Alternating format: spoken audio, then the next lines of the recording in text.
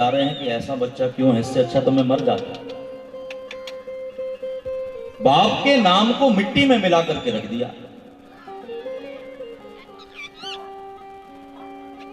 आत्महत्या करने गए आत्मदेव, तो रास्ते में छोटा वाला बेटा मिल गया। गोकर्ण, पिताजी आप मरने जा रहे हैं? कहा हाँ। पिताजी मेरे पास बैठिए। और गोकर्ण महाराज ज्ञानी है। गाय जिसकी मां हो, संत की प्रसादी से जो फल प्रकट हुआ है वो फल कैसे निष्फल हो सकता है। गोकर्ण महाराज ने अपने पिता को 2 श्लोक सुनाए। पिताजी सुनिए।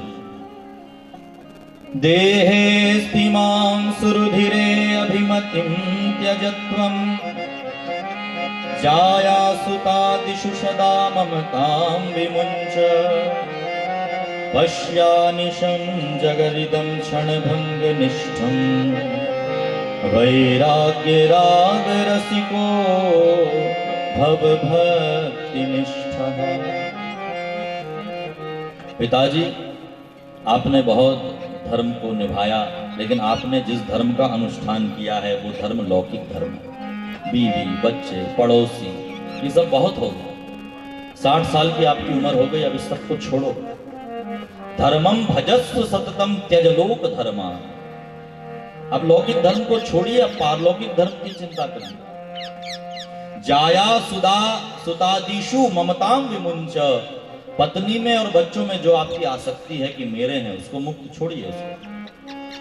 पिताजी बुद्धि से विचार करके देखिए, ये शरीर भी आपका नहीं है, तो शरीर से संबंध रखने वाले रिश्ते नाते आपके कैसे हो सकते हैं। एक बेटा अपने बाप को ज्ञान दे रहा है।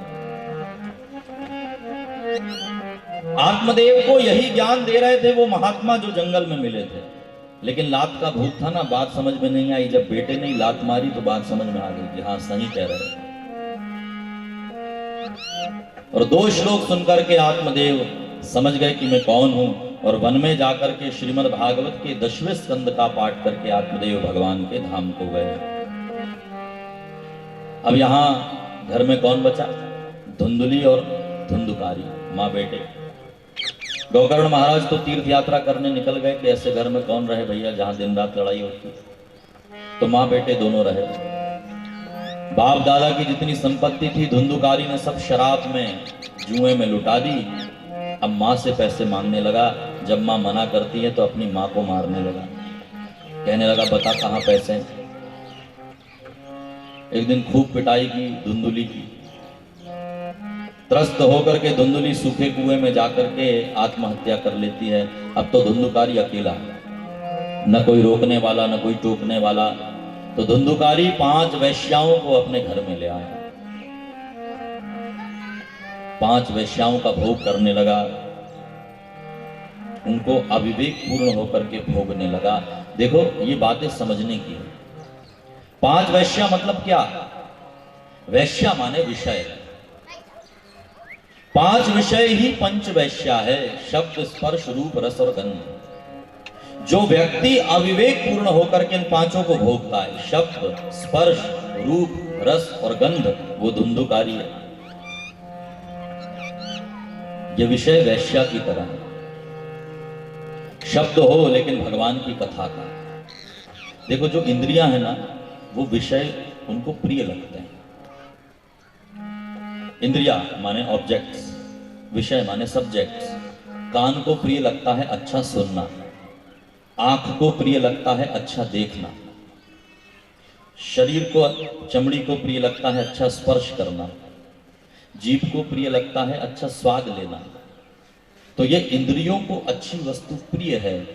तो अपनी इंद्रियों को ये समझाइए कि कान, यदि तुझे सबसे अच्छा सुनना है तो कृष्ण की कथा से अच्छा कुछ नहीं हो सकता। ये भक्ति है। आंख को ये समझाइए कि तुझे देखने की अच्छी आदत है तो कृष्ण से सुंदर और कौन होगा। राधा कृष्ण का दर्शन कर, उसमें तृप्ति पा। जीभ यदि स्वाद का विषय भोगना चाहती है तो जीभ को काटने की जरूरत नहीं है। अपनी भावना को बदल लो, उसको खूब खिलाओ, लेकिन उस खिलाए हुए पदार्थ को पहले भगवान के सामने रख दो, तो तुम फिर भोग नहीं भोगोगे, तुम प्रसाद खा रहे हो। तो वहां पर जो आदमी भगवान को निवेदित करके विषयों को भोगता है वो भक्त है। और जो व्यक्ति पांचों विषयों को अंधा होकर के भोगा जा रहा है वो धुंधुकारी। पांचों वैश्याओं ने सोचा कि भैया हमको तो धन की आवश्यकता होती है। उससे कहा कि जाओ राजा के यहाँ जाकर चोरी करो, पैसा लाकर हमको दो। तो धुंधुकारी वैश्याओं के कहने पर राजघराने से चोरी करता है, वैश्याओं को ला करके देता है। वैश्याएं विचार करती हैं यदि राजा के सिपाही इसको पकड़ लेते हैं तो हम भी पकड़ी जाएंगी, इसने हमको बहुत सा पैसा दे दिया है, चलो इसको मार डालते हैं। और पांचों वैश्याओं ने धुंधुकारी को पकड़ा, उसका गला दबाया। जो बड़ा पापी होता है ना जल्दी नहीं मरता, मरा नहीं धुंधुकारी। तो क्या किया वैश्याओं ने, तप्तांगारान समूहांश तन्मुखे ही विचिक्षिपुः, जलते हुए कोयले लाकर के उसके मुंह में डाल दिए। और गरम गरम कोयले को जैसे ही मुंह में गए तो धुंधुकारी ने अपने प्राण छोड़ दिए। वैश्याओं ने वहीं गड्ढा खोदकर उसको गड़ाया और वहां से चली गई पैसा लेकर। अब बड़ा पापी था तो प्रेत बना। जो पापी आदमी होता है उसकी मुक्ति इतने जल्दी नहीं होती, प्रेत बन करके उसको भटकना पड़ता है। ध्यान से सुनिए, हमारे शास्त्र प्रेत सृष्टि को मानते हैं। मरने के बाद व्यक्ति प्रेत बनता है, फिर उसके कर्म के अनुसार उसका फिर आगे पीछे का वो होता है। इस बीच में कभी समय मिलेगा तो आपको वो भी विस्तार से सुनाएंगे। और जिसको और अच्छे से सुनना समझना हो तो गरुड़ पुराण पढ़ो, उसमें सब लिखा है कि जैसे ही मरता है फिर क्या होता है, फिर कहां कहां उसकी गति होती है। तो प्रेत योनि में जाना पड़ता है। प्रेत बनकर के धुंधुकारी भटकने लगा। अरे अमेरिका में, कैलिफोर्निया में तो प्रेत पर रिसर्च भी हो रही है। वहां एक इंस्टीट्यूट है, वो प्रेत पर रिसर्च कर रहे हैं। मुझे अफसोस होता है कि कई लोग महाराज जी भागवत की कथा भी करते हैं, लेकिन उनसे पूछो कि प्रेत, तो कहेंगे नहीं हम इसमें नहीं मानते। तो तुम कैसे कथा करते हो? क्योंकि कथा का बेस तो यही है कि धुंधुकारी मरने पर प्रेत बना। अब प्रेत बनकर के भटकने लगा, लोगों को परेशान करने लगा। गोकर्ण महाराज को अपने भाई की मृत्यु का पता चला कि धुंधुकारी मर गया है। तो गोकर्ण गया में थे उस समय। गोकर्ण महाराज ने गया में विधिवत अपने भाई का श्राद्ध किया। श्राद्ध करके घर लौटे। घर आकर के थोड़ा विश्राम कर रहे थे तो सामने आकर के कोई प्रेत आत्मा कभी बकरा बन जाता है, कभी भैंस बन जाता है, कभी राजा बन जाता है। गोकर्ण जान गए कि कोई प्रेतात्मा मालूम होता है। हाथ में जल लेकर के गायत्री मंत्र पढ़ करके छिड़का, प्रेतात्मा को बोलने की थोड़ी शक्ति आई। गोकर्ण जी ने पूछा कौन है तू? तो रोती हुई प्रेतात्मा कहने लगी, अहम भ्राता त्वदीयोऽस्मि धुंधुकारीति नामतः स्वकीयेनेव दोषेण ब्रह्म। मेरी इस गति के लिए कोई और जिम्मेदार नहीं है, तो स्वकीयेनेव दोषेण। धुंधुकारी कह रहा है कि मैं अपने ही कर्मों के कारण प्रेत बना। ब्राह्मण होकर के मैंने मांस खाया, ब्राह्मण होकर के मैंने शराब पी, ब्राह्मण होकर के मैंने वैश्यावृत्ति की। ब्राह्मण के पतन का कारण केवल ब्राह्मण हो सकता है। तो धुंधुकारी यहाँ कह रहा है, स्वीकार कर रहा है, स्वकीयेनेव दोषेण ब्रह्मत्वं नाशितम मया। मया, मेरे द्वारा मैंने अपना ब्रह्मत्व नष्ट कर दिया। भगवान ने कृपा करके इतने अच्छे कुल खानदान में पैदा किया और मैंने क्या किया? तो मेरी सदगति कैसे हो सकती है भैया? मैं प्रेत बन करके भटक रहा हूं। गोकर्ण महाराज ने कहा, धुंधुकारी अभी अभी तेरा मैंने गया में श्राद्ध किया है। तो धुंधुकारी क्या कहता है सुनो, गया श्राद्धम शतेनापिर मुक्तिर्मेना भविष्यति। भैया एक नहीं 100 गया श्राद्ध से भी मेरी मुक्ति नहीं होगी। यदि तुम 100 बार गया में श्राद्ध करके भी आ जाओ तब भी मेरी मुक्ति नहीं हो सकती। धुंधुकारी कह रहा है, क्यों? भैया हमने तो सुना है कि गया में श्राद्ध कर लो तुम। जिस लेवल के तुम पापी, छोटा मोटा पापी हो तो कहो अस्थि विसर्जन में मुक्त हो जाए, गंगा जी में प्रवाहित कर दिए, छोटा मोटा पापी। लेकिन जिस लेवल का जो पापी कह रहा है ना, वो एक नहीं 100 गया श्राद्ध करने से भी मेरी मुक्ति नहीं हो सकती। ध्यान पूर्वक सुनिएगा इस बात को। और आजकल के बच्चे न जाने आगे श्राद्ध करेंगे या ना। खुद का श्राद्ध जिसको करना है वो ऐसी श्रद्धा करे। श्राद्ध में क्या करना होता पता है? पिंडदान देना होता। तो जिनको खुद का श्राद्ध करना हो वो ऐसी श्रद्धा करे कि भगवान ये मेरा शरीर ही पिंड है और ये मैं आपको दान करता हूं, आज से मैं आपका हूं। ये खुद का दान भगवान को करना है, इसी का नाम श्राद्ध। श्राद्ध में क्या किया जाता है? पिंड के ऊपर तुलसी पत्र रखा जाता है, क्योंकि भगवान बिना तुलसी के ग्रहण नहीं करते। तो जिसको अपने शरीर को भगवान को देना हो वो गले में तुलसी की माला डाल ले कि लो प्रभु मैं आपको समर्पित हो। इसलिए हमारे महात्माओं के गले में तुलसी की माला है, तुलसी की, रुद्राक्ष की। माथे पर तिलक और पहनी हुई माला ये बताती है कि इनका श्राद्ध हो चुका है, ये किसी के हो चुके हैं। इसलिए तिलक लगाना, माला पहनना ये आडंबर की वस्तु नहीं है।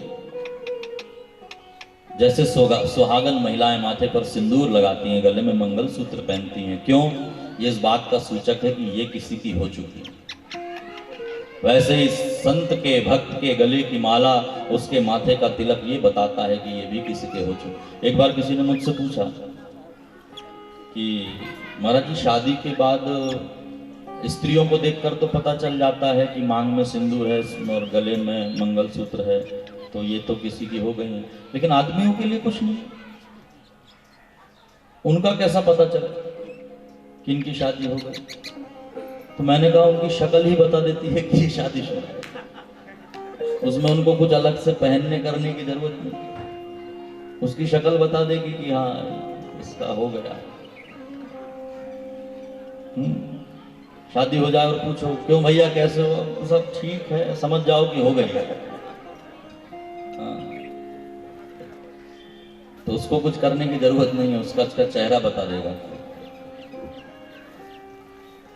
तो जीते जी अपना श्राद्ध करके जाना है तो अपने आप को भगवान को समर्पित कर देना। ये सबसे सरल विधि है श्राद्ध की। लो प्रभु मैं आपका। 100 श्राद्ध से भी मुक्ति नहीं होगी, ये सुना गौकर्ण ने। गौकर्ण ने विचार किया कि फिर तुम्हारी मुक्ति होगी कैसे? तो कहा मुझे नहीं पता, आप ही मेरी मुक्ति का उपाय करें। गौकर्ण ने कहा तुम चिंता मत करो, हम तुम्हारी मुक्ति का उपाय खोजेंगे। और दूसरे दिन उठ करके गौकर्ण महाराज ने सूर्य नारायण को अर्घदान दिया। अर्घदान देकर के पूछा, हे सूर्य नारायण, गया श्राद्ध से जिसकी मुक्ति नहीं हो सकती उसकी मुक्ति कैसे होगी? सूर्य नारायण ने जवाब दिया, श्रीमद् भागवतान मुक्ति सप्ताहं वाचनं कुरु। जिसकी मुक्ति 100 गया श्राद्ध से भी नहीं होती, सूर्य नारायण कह रहे हैं गौकर्ण से, उस व्यक्ति की मुक्ति श्रीमद् भागवत से संभव है। इसलिए गौकर्ण आप अपने भाई को मुक्त करना चाहते हो, श्रीमद् भागवत की कथा करिए। गौकर्ण ने सोचा किसको बुलाने जाऊंगा, किससे कथा कराऊंगा। एक काम करता हूं, मैं ही वक्ता बन जाता हूं, गांव वाले सब सुनेंगे। और सारे गांव वालों के सामने गौकर्ण महाराज ने श्रीमद् भागवत कथा कही। आषाढ़ का महीना था, शुक्ल पक्ष था, 9वीं तिथि थी। उस दिन गौकर्ण महाराज ने कथा सुनाई। देखो ये जितनी घटना है ना, ये कलयुग की घटना है। कलयुग के लगभग 30 वर्ष हो जाने पर परीक्षित महाराज को सुखदेव जी ने कथा सुनाई। 30 साल बीत गए और फिर उसके 200 साल बीत जाने पर, 200 साल हो जाने पर श्री गौकर्ण महाराज ने गांव वालों को कथा सुनाई। और गौकर्ण महाराज के भी लगभग 30-40 साल बीत जाने पर सूत जी ने नैमिषारण्य में शौनक आदि ऋषियों को कथा सुनाई। तो मतलब सारी घटनाएं कलयुग की है। श्रीमद् भागवत का वाचन किया श्री गौकर्ण महाराज ने। सारी गांव की सारी प्रजा कथा का श्रवण करने पहुंची। धुंधुकारी भी प्रेत के रूप में आया, देखने लगा मैं कहां बैठूं, तो एक बांस लगा हुआ था 7 ग्रंथि का, उसमें आकर के घुस गया। पहले दिन की कथा पूरी हुई, पहली गांठ टूटी। दूसरे दिन की कथा पूरी हुई, दूसरी गांठ टूटी। 7 दिन की कथा पूरी हुई, 7 ग्रंथियां फट गईं, बांस फटा और दिव्य शरीर धारण करके गौकर्ण बाहर निकला। गौकर्ण जैसे ही दिव्य रूप धारण करके बाहर निकला, उसने सबसे पहले भागवत की जय जयकार करी। बोलिए भागवत भगवान की जय हो। धन्य है ये भागवत, धन्या भागवती वार्ता प्रेत पीड़ा विनाशिनी, सप्ताहोपि तथा धन्या। धन्य है आपकी श्रीमद् भागवत, मुझ जैसे पापी को भी जिसने इतना दिव्य रूप प्रदान कर दिया। धन्य है आपकी ये कथा।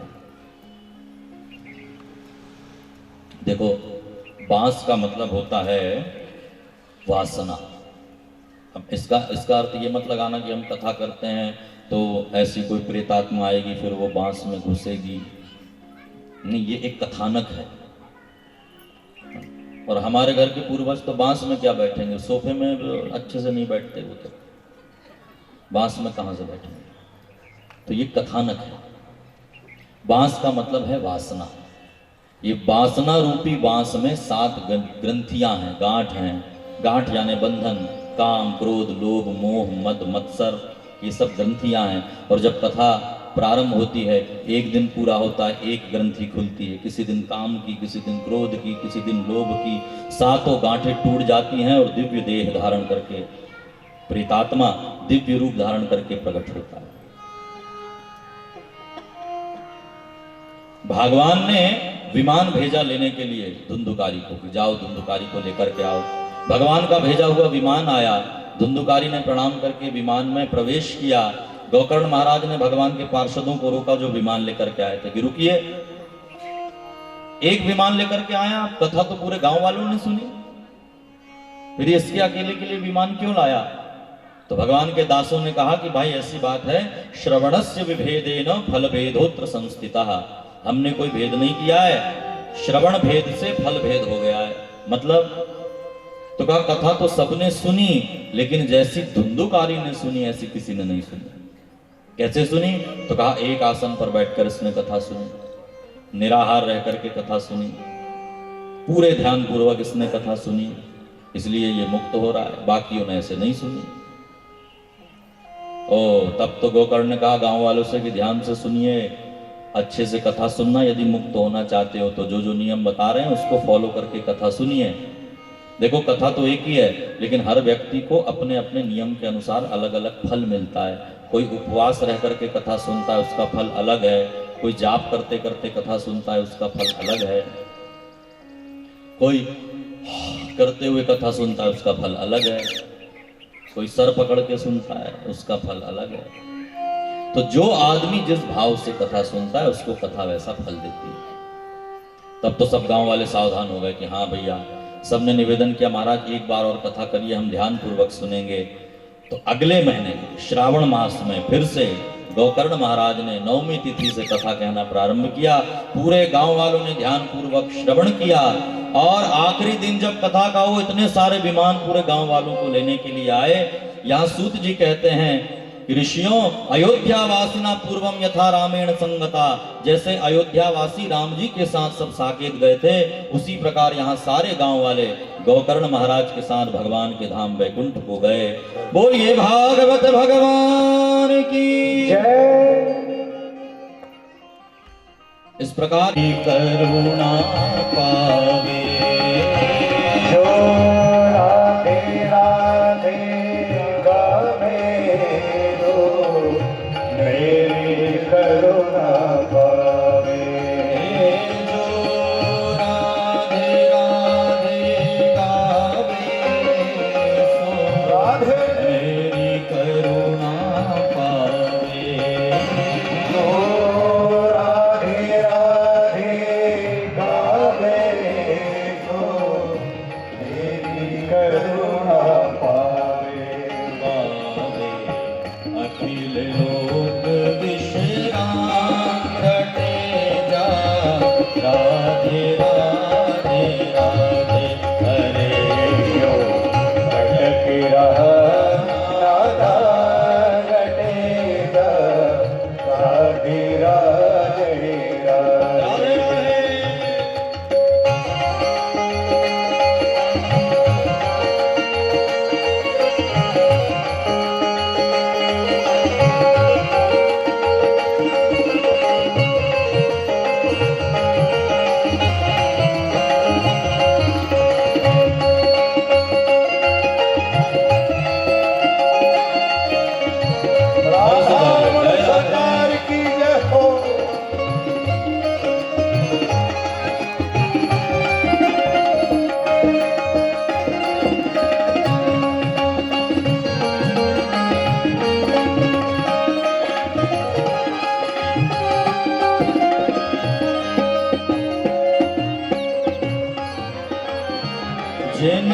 भय बाधा। जिने राधे को आराधा, मिटे सकल भव बाधा। जिने राधे को है आराधा, मिटी सकल भय बाधा। जिने राधे को आराधा,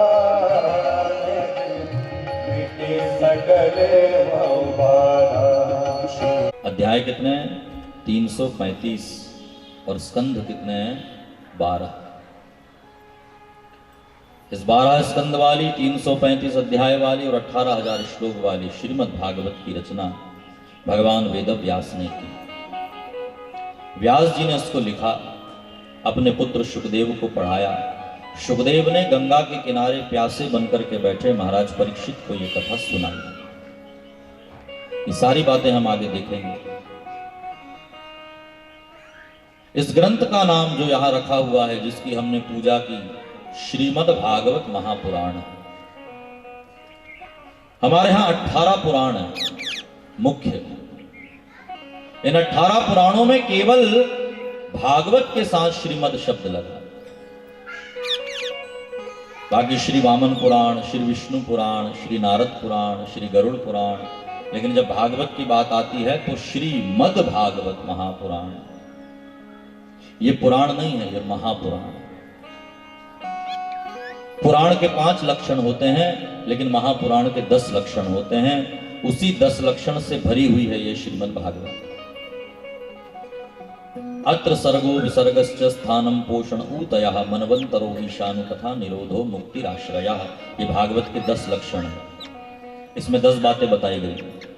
सर्ग यानी ये दुनिया कैसे बनी, विसर्ग यानी मनुष्य आदि फिर कैसे धीरे धीरे बड़े हुए, कैसे उनका व्यवहार संसार आगे बढ़ा, स्थान कौन कौन से स्थान पुनीत हैं, पोषण पोषणम तद अनुग्रह भगवान कैसे अपने भक्तों का पोषण करते हैं, ऊति यानी वासना, इसकी चर्चा इसमें है, मनवंतरों की कथा इसमें है, ईशानु कथा भगवान के भक्तों की कथा इसमें है,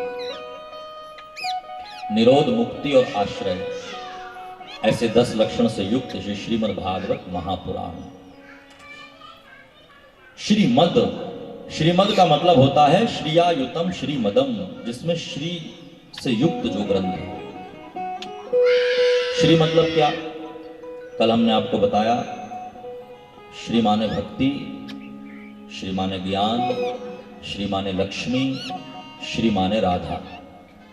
इन सब से युक्त जो ग्रंथ है उसको कहते हैं श्रीमद्।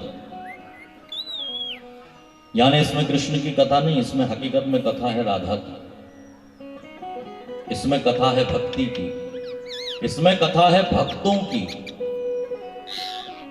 भागवत के बहुत सारे अर्थ मैं आपको बता सकता हूं, बहुत सारे अर्थ हैं भागवत के। भाति सर्वेषु देवेषु गतिर्यस्य दुरत्यया, ये सब शास्त्रीय अर्थ हैं भागवत के।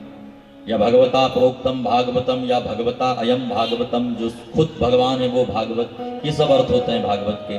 लेकिन एक बहुत प्यारा अर्थ होता है भागवत का जो हमारे और आपके काम का, वो सुनिए। भागवत का अर्थ है भागवतानाम पुराणम भागवतम, जिसमें भगवान की कथा नहीं है, भगवान के भक्तों की कथा है, उसको कहते हैं श्रीमद् भागवत। ध्यान से सुनिए। कोई तुमसे पूछे कि भागवत में किसकी कथा है, तो क्या कहोगे? भगवान की कथा है। कहा नहीं, भगवान के भक्तों की कथा है, वो भागवत है। यानी इस भागवत में कथा नरसिंह भगवान की नहीं है, कथा तो इसमें प्रहलाद जी की है। लेकिन प्रहलाद की बात आई तो नरसिंह तो आएंगे ही अपने आप, क्योंकि उनसे जुड़े हुए हैं। इसमें कथा वामन भगवान की नहीं है, कथा इसमें राजा बलि के त्याग की है, और जब बलि की चर्चा आएगी तो वामन अपने आप आ जाएंगे। इसमें कथा कृष्ण की नहीं है, कथा तो इसमें गोपियों की है, कथा इसमें गोपी की है, कथा इसमें राधा की है, कथा इसमें यशोदा की है, कथा इसमें देवकी की है। इन सब की जब चर्चा आई तो कन्हैया अपने आप आ गए। कितना प्यारा अर्थ है। अर्थ सुनकर मजा नहीं आया क्या तुमको? तो थोड़ा मुस्कुराओ ना। तो जिसमें भगवान की कथा है वो भागवत नहीं, जिसमें भगवान के भक्तों की कथा उसको भागवत कहते हैं। बहुत प्यारा अर्थ है। इसलिए भगवान के भक्तों को भी भागवत कहते हैं। जैसे प्रहलाद जी, नारद जी, पराशर जी, व्यास जी, इनको भागवत कहा जाता है। ये भागवत है। भागवत यानी भक्त। तो श्रीमद् भागवत महापुराण इसका पूरा नाम है। 18,000 श्लोक इसमें हैं। उसमें पहला श्लोक मंगलाचरण है। मंगलाचरण का मतलब आप जानते हैं, किसी भी काम को आरंभ करने से पूर्व भगवान को याद किया जाता है, उसको कहते हैं मंगलाचरण। भागवत में 3 जगह मंगलाचरण है। शुरू में व्यास जी का मंगलाचरण है, बीच में सुखदेव जी का मंगलाचरण है और आखिरी में सूत जी का मंगलाचरण है। ऐसी जीवन में 3 बार आचरण को मंगल रखिए। मंगल आचरण, बचपन में आचरण मंगल होना चाहिए, जवानी में आचरण मंगल होना चाहिए और बुढ़ापे में आचरण मंगल होना चाहिए। जिनका तीनों अवस्था में आचरण मंगल है वो भागवत है। तो श्रीमद् भागवत के आरंभ में वेद व्यास जी मंगलाचरण करते हैं और इतना अच्छा ये मंगलाचरण है कि इस मंगलाचरण के ऊपर ही कई सारे ग्रंथ लिख दिए गए। इतना प्यारा मंगलाचरण। हमारी मौर्य माता जी, इन्होंने भी कितनी बार आपने भागवत का पारायण किया? कितनी बार किया? 7 बार इन्होंने भागवत खुद से पढ़ी,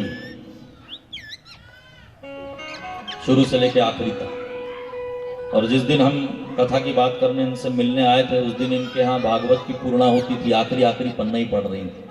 हमने कहा अब यहाँ पूरी होगी, फिर वहां मंच पे शुरू होगी।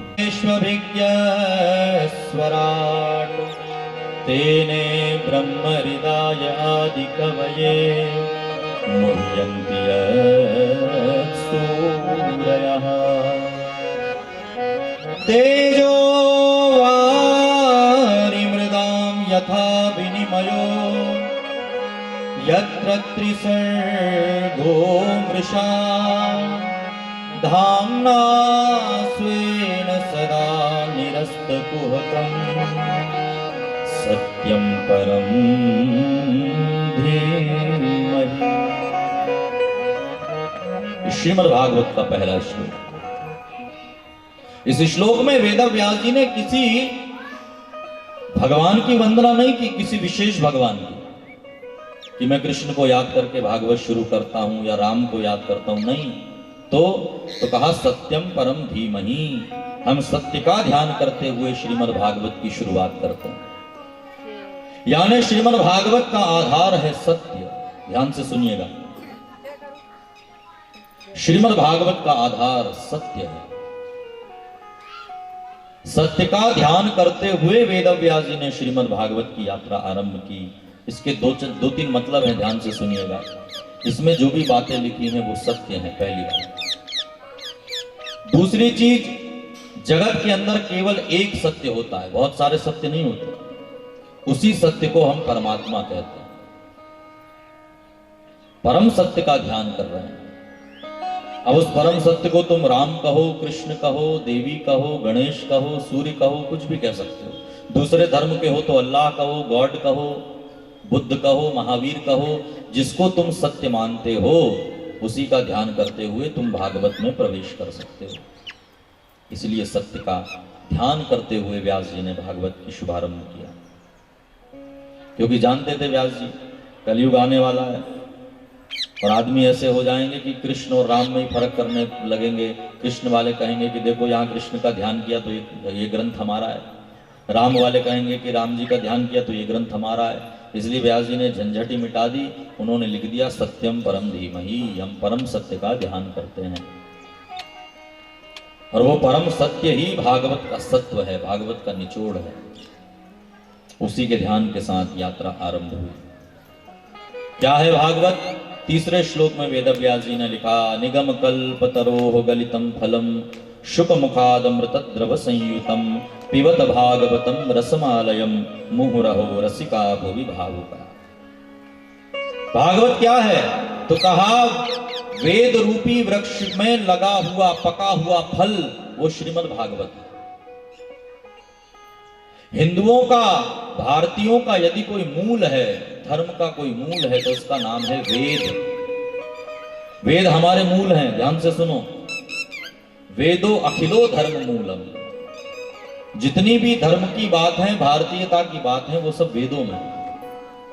और वेदों से निकले ये सारे पुराण, उपनिषद, ग्रंथ, ये वेदों से निकले हुए।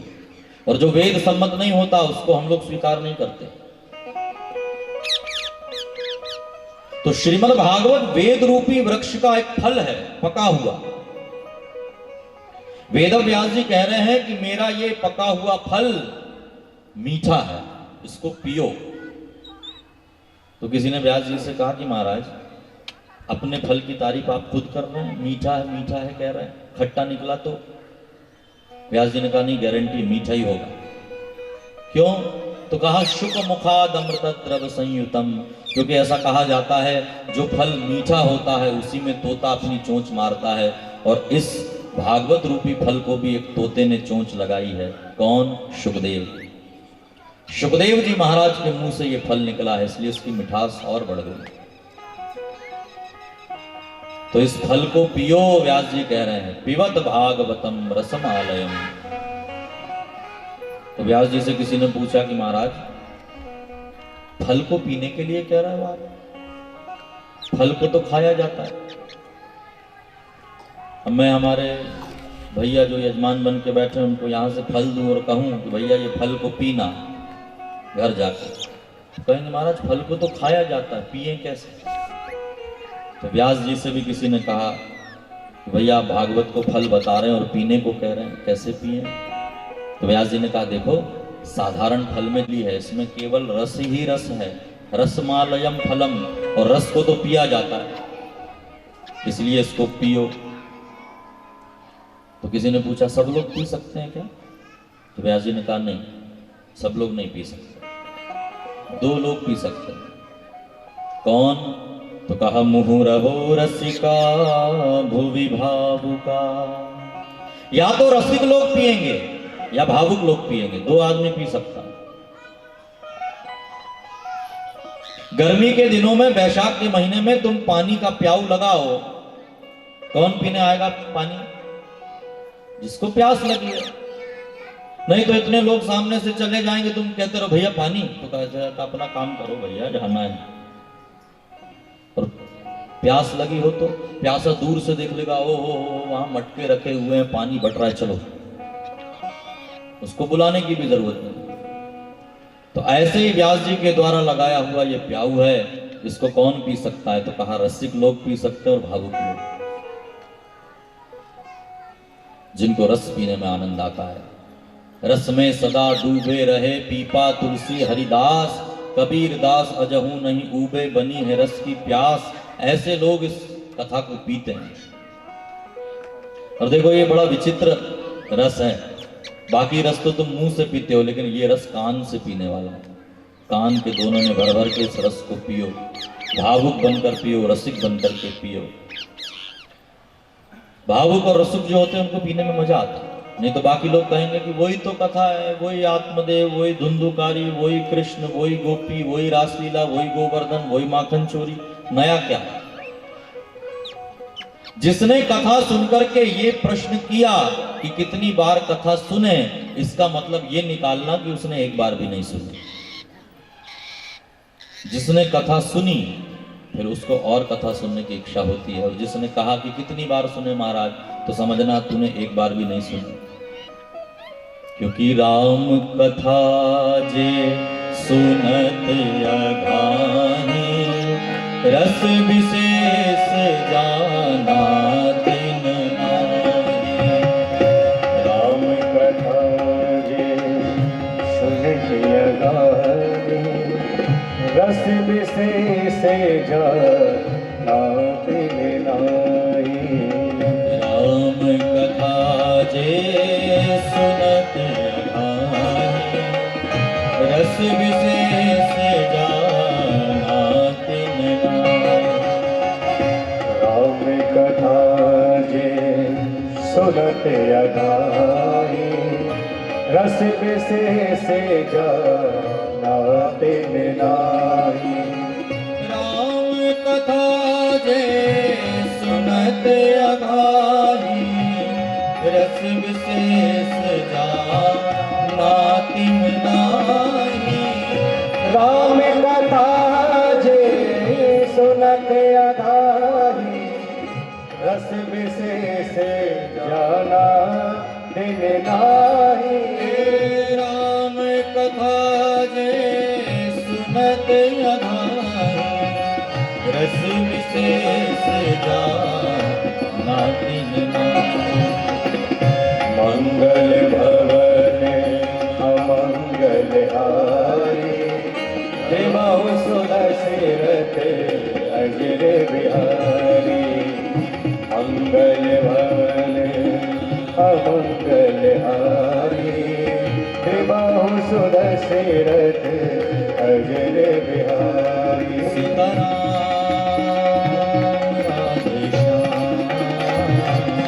सीताराम राधे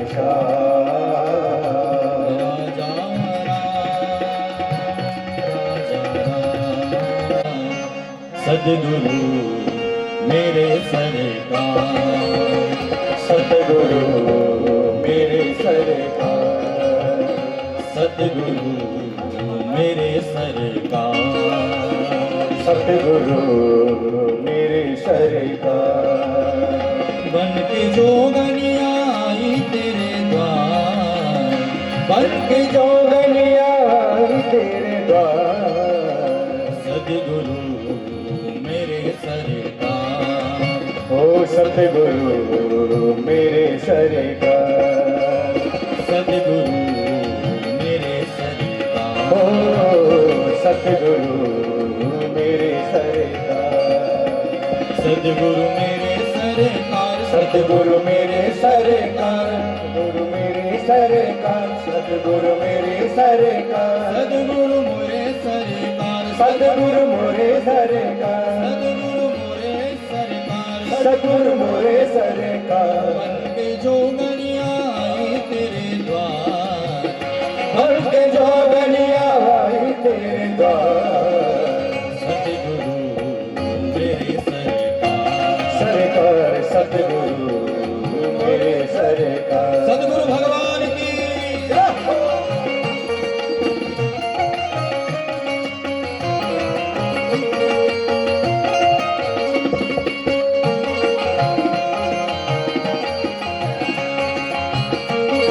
जय।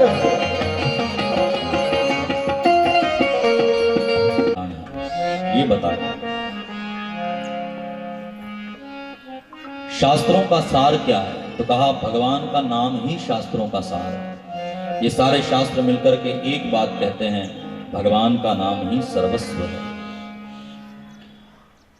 भगवान के अवतार कितने हैं, तो यहां पर सूत जी ने कहा अवतार असंख्य है। भगवान के अवतार असंख्य हैं, कोई गिनती नहीं है। बहुत सारे भगवान के अवतार हैं। किम प्रयोजनम, अवतार लेने का कारण क्या है, तो कहा बहुत सारे अवतार हैं, बहुत सारे कारण हैं। राम जन्म के हेतु अनेका, बहुत सारे कारण हैं। शौनक जी ने कहा नहीं, आपकी दृष्टि में क्यों भगवान आते हैं, तो कहा भगवान इसलिए आते हैं क्योंकि भक्तार्थम सगुणो जातो निराकारोपि चिन्मया, केवल भक्तों के लिए भगवान आते हैं। अलख अरूप अजग अज होई, भगत प्रेम बस सगुन सो होई। भगतों के प्रेम के कारण भगवान आते हैं, ये प्रयोजन है। बोले धर्म किसकी शरण में गया भगवान के जाने के बाद, तो कहा धर्म गया श्रीमद् भागवत की शरण में। उद्धव जी रो रहे थे भगवान को अंतिम विदाई देते समय कि आप चले जाएंगे तो हम किसके सहारे रहेंगे, तो भगवान ने स्पष्ट उद्धव जी से कहा था, उद्धव मेरे जाने के बाद श्रीमद् भागवत ही मेरा रूप है, तो उनकी शरण में रहना। तो धर्म श्रीमद् भागवत की शरण में।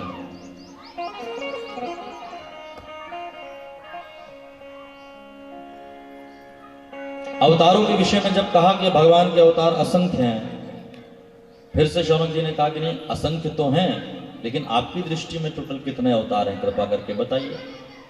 देखो, असंख्य अवतार मतलब जिनकी कोई गिनती नहीं। इसका मतलब ये हुआ कि प्राणी मात्र भगवान का अवतार है। मैं भी अवतार हूं भगवान का, आप भी अवतार हैं। ईश्वर अंश जीव अविनाशी चेतन अमल सहज सुख राशि, हर व्यक्ति परमात्मा का ही अवतार है। और आजकल तो फैशन भी चला है ना, किसी का जन्मदिन आता है तो मित्र लोग लिखते हैं हमारे फलाने मित्र को अवतरण दिवस की शुभकामना, अवतरण हुआ है। प्यारे भाई बहन, प्राणी मात्र भगवान का अवतार है। सब अपने आप में राम है, सब आत्म राम है, सबकी आत्मा में राम है। इसलिए तो सबकी रामायण अलग अलग है। जितने राम उतनी रामायण। मेरी रामायण अलग है, अलग जी की रामायण अलग है, कैलाश भैया की रामायण अलग है। तुलसीदास जी से किसी ने कहा था ना कि आपने लिख दिया कि रामायण शतकोटि अपारा, इतनी अपार रामायण है। तो उसका अर्थ यही है कि हर व्यक्ति अपने आप में राम है और सबकी अपनी रामायण है। किसी के राम को वनवास मिला, किसी को नहीं मिला, किसी को राजपाट मिला। तो ऐसे भगवान के असंख्य अवतार। और केवल मनुष्य नहीं, प्राणी मात्र चींटी से लेकर ब्रह्म तक सब ईश्वरमय है। वासुदेव परा वेदा वासुदेव परा मथाहा, वासुदेव परा योगा वासुदेव परा क्रियाः, वासुदेव परम ज्ञानम वासुदेव परम तपः, वासुदेव परो धर्मो वासुदेव परा गति। धर्म अर्थ जप तप मोक्ष सब भगवान वासुदेव ही है। प्राणी मात्र भगवान का अवतार। देखो, हमारे कितने अच्छे से समझाया। हमारे गुरु महाराज समझाते थे वेदांत की भाषा कि भगवान तो एक है, दूसरा नहीं हो सकता, लेकिन जो कुछ दिख रहा है वो भी भगवान है।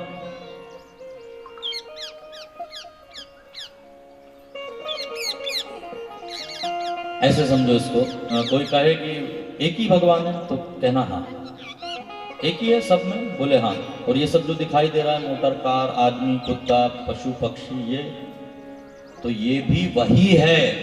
ये जवाब हमारे शास्त्र देते हैं, ये भी वही है।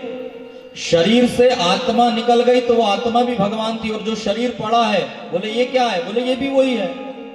इसको वेदांत में निमित्त उपादान कारण कहते हैं। जैसे मिट्टी का घड़ा, घड़ा एक्चुअल में मिट्टी है। जब घड़ा नहीं बना था तब भी मिट्टी थी, और आज घड़ा फूट गया तब भी वो मिट्टी बन गया। बस यही चल रहा है। सोने का हार, हार के रूप में सोना ही सामने है। जब हार नहीं था तो सोना सोना था, और हार मिट जाएगा तो सोना सोना रहेगा। ये हार बीच में आया है बस। बात समझ में आ रही? इसको वेदांत में निमित्त उपादान कारण कहते हैं। भगवान ने ये दुनिया बनाई, ये पूर्ण सत्य नहीं है। भगवान ही दुनिया बन करके आए।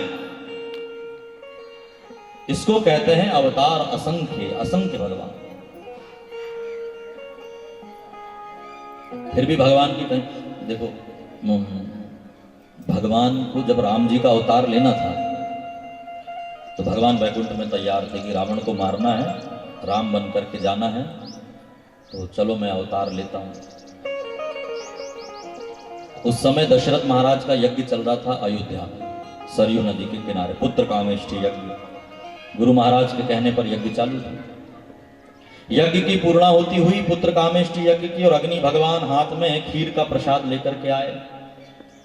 तो भगवान उसी समय सोच रहे थे कि किसको अपना बाप बनाया जाए, क्योंकि हम तो जगत के बाप हैं, हमारा बाप कौन बनेगा। तो दृष्टि पड़ी दशरथ के ऊपर कि हाँ, ये चक्रवर्ती महाराज हैं, धार्मिक हैं, धर्म धुरंधर हैं, चलो इन्हीं के घर चला जाए। लेकिन एक तकलीफ है। क्या? गुरु ने कहा कि धर्म धीर हो ही सुत चारी, एक नहीं चार बेटे होंगे। तो भगवान ने कहा कोई बात नहीं, हम 4 रूप में आ जाएंगे। तो भगवान खीर में 4 रूप में आ गए, और वो खीर तीनों मैया ने खाई, और भगवान 4 रूप में आ गए, प्रकट हो गए। लेकिन वैकुंठ खाली नहीं हो गया, वैकुंठ में तो भगवान थे ही थे। ऐसा तो नहीं हुआ कि राम बन के आ गए तो वैकुंठ खाली पड़ा। तो उसी प्रकार प्राणी मात्र के रूप में भगवान अवतरित हुए, लेकिन वैकुंठ में भी हैं। बात समझ में आ रही है ना? इसी को कहते हैं पूर्णमदः पूर्णमिदं पूर्णात् पूर्णमुदच्यते पूर्णस्य पूर्णमादाय पूर्णमेवावशिष्यते। पूरे में से पूरा निकाल लो फिर भी पूरा बचता है, उसी को परमात्मा कहते हैं। शून्य में से शून्य को घटा लो, शून्य का गुणा कर दो, शून्य को जोड़ दो, जवाब क्या आएगा? 0। उसी को हमारे यहाँ पूर्णमदः पूर्णमिदं कहते हैं। अब ये जो भागवत में यहाँ से तुमको सुना रहा हूँ, तो ऐसा नहीं है कि मेरे अंदर से पूरी भागवत निकल जाएगी और तुम्हारे पास चली जाएगी और मैं भूल जाऊंगा। नहीं, यहां से तुमको पूरा ज्ञान भी दे दूंगा, फिर भी जो दिया है वो मेरे पास पूरा रहे। अब इससे इजी करके और नहीं समझा सकता, समझ गए? तो ये है भगवान के असंख्य अवतार। 6 कैटेगरी है भगवान के अवतारों की: अंशावतार, अंशांशावतार, आवेश अवतार, कलावतार, पूर्णतम अवतार और परिपूर्णतम अवतार। राम और कृष्ण भगवान के परिपूर्णतम अवतार हैं। कुछ भगवान के अंश अवतार हुए, जैसे मत्स्य, कूर्म, नरसिंह भगवान का आवेश अवतार है, गुस्सा किया भगवान ने और आ गए। कुछ भगवान के कला अवतार हैं, अपनी कला को दिखाने के लिए मोहिनी बन करके भगवान आए। ये सब कला अवतारों की गिनती है। तो इस प्रकार सूत जी ने अवतारों के विषय में बताया और कहा कि मेरी दृष्टि से भगवान के मुख्य 24 अवतार हैं। उन्हीं 24 अवतारों की कथा श्रीमद् भागवत की कथा है। यहाँ पर शॉर्ट में आपको 24 अवतारों के नाम बताते हैं जो सूत जी ने शौनक जी को बताए। 24 अवतारों में सबसे पहले भगवान 4 रूप में आए: सनक, सनंदन, सनातन और सनत कुमार। ये भगवान का पहला अवतार। दूसरे अवतार के रूप में भगवान ब्रह्मा जी की नाक से वराह बनकर के प्रकट हुए, ये दूसरा अवतार। तीसरे अवतार में भगवान ब्रह्मा की गोद से नारद बनकर के प्रकट हुए, ये तीसरा अवतार। चौथे अवतार में भगवान नर नारायण बनकर के प्रकट हुए। बद्रिकाश्रम में तपस्या करके लोगों को तपस्या का महत्व बताया। 5वें अवतार में देवहूति मैया के गर्भ से कपिल भगवान प्रकट हुए। 6वें अवतार में भगवान दत्तात्रेय प्रकट हुए अनुसुईया के घर में। दत्तात्रेय भगवान के 6ठे अवतार। 7वें अवतार में भगवान यज्ञ नारायण प्रकट हुए आकुति मैया के घर। 8वें अवतार में भगवान नाभि राजा के घर मेरू मैया से ऋषभ देव बनकर के प्रकट हुए। ऋषभ देव को हम 8वां अवतार मानते हैं। 9वें अवतार के रूप में वेन की भुजा का मंथन करने से भगवान पृथु बनकर के प्रकट हुए। 10वें अवतार में भगवान मत्स्य बनकर के महाप्रलय के समय सत्यव्रत के यहाँ मछली बनकर, मत्स्य बनकर के भगवान प्रकट हुए। प्रलय के समय में उन्होंने वेदों की, ऋषियों की और औषधियों की अपने मुंह में रख करके रक्षा की। ये भगवान का 10वां अवतार। 11वें अवतार में भगवान कूर्म यानी कच्छप बनकर के प्रकट हुए। समुद्र मंथन के समय जब मदराचल अंदर गया तब भगवान कच्छप बनकर के प्रकट हुए। 12वें अवतार के रूप में समुद्र मंथन से अमृत का कलश लेकर के धन्वंतरी बनकर के भगवान प्रकट हुए। 13वें अवतार में भगवान समुद्र मंथन के समय ही मोहिनी बनकर के सामने आए। देवताओं को अमृत पिलाया, दानवों को छला। 14दशम नारसिंहम। 14वें अवतार में अपने भक्त प्रहलाद की रक्षा करने के लिए स्तंभ फाड़ करके नरसिंह बनकर भगवान आए। 15वें अवतार के रूप में भगवान वामन के घर, बलि राजा के घर वामन बनकर के पहुंचे। 16वें अवतार में भगवान ने अधर्मी राजाओं पर क्रोध किया और परशुराम बनकर के भगवान आए। परशुराम भगवान के 16वें अवतार हैं। 17वें अवतार के रूप में भगवान ने लोगों को ज्ञान का उपदेश करने के लिए व्यास नारायण का रूप बनाया, व्यास बनकर के आए। 18वें अवतार में मर्यादा बताने के लिए भगवान मर्यादा पुरुषोत्तम श्री रामभद्र बनकर के आए।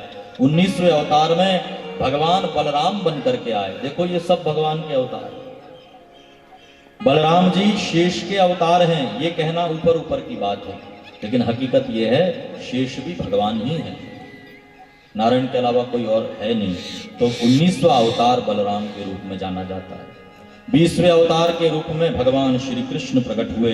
21वें अवतार के रूप में भगवान हरि बन करके आए। ध्रुव को दर्शन देने के लिए हरि भगवान प्रकट हुए।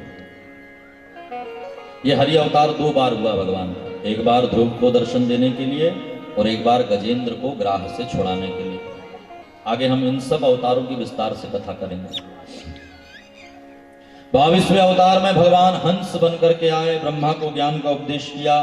23वें अवतार में भगवान बुद्ध बनकर के आए और 24वें अवतार में भगवान कल्कि बनकर के कलयुग के अंत में प्रकट होंगे। ये 24 अवतारों की कथा। जय जयकार करिए, बोलिए भागवत भगवान की जय। ये 24 अवतारों की कथा। सुख शांति नहीं, हरि भजन बिना सुख शांति नहीं। प्रभु नाम बिना आनंद नहीं। प्रभु नाम बिना आनंद नहीं। प्रभु नाम बिना आनंद नहीं। प्रभु नाम बिना आनंद नहीं। हरि भजन बिना सुख शांति नहीं। हरि भजन बिना सुख शांति नहीं। हरि भजन बिना सुख शांति नहीं। हरि भजन बिना सुख शांति नहीं।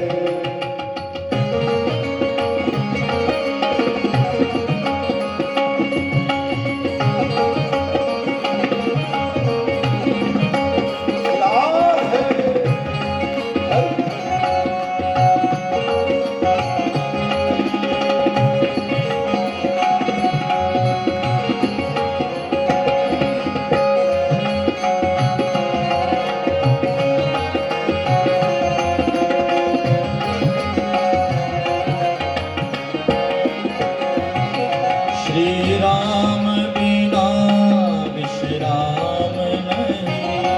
श्री राम बिना श्री राम नहीं। श्री राम बिना विश्राम नहीं। श्री राम बिना विश्राम नहीं। श्री कृष्ण बिना आनंद नहीं। श्री कृष्ण बिना आनंद नहीं। ओ हरि भजन बिना सुख शांति नहीं। हरि भजन बिना सुख शांति नहीं।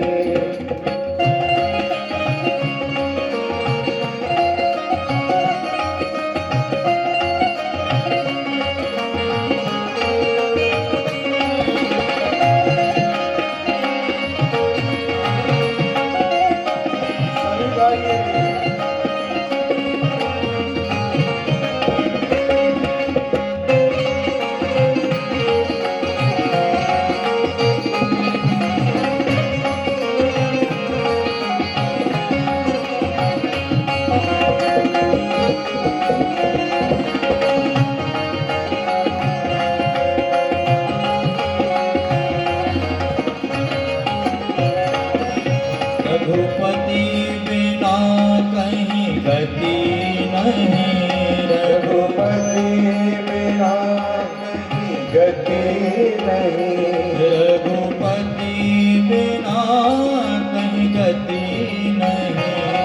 रघुपति बिना कहीं गति नहीं।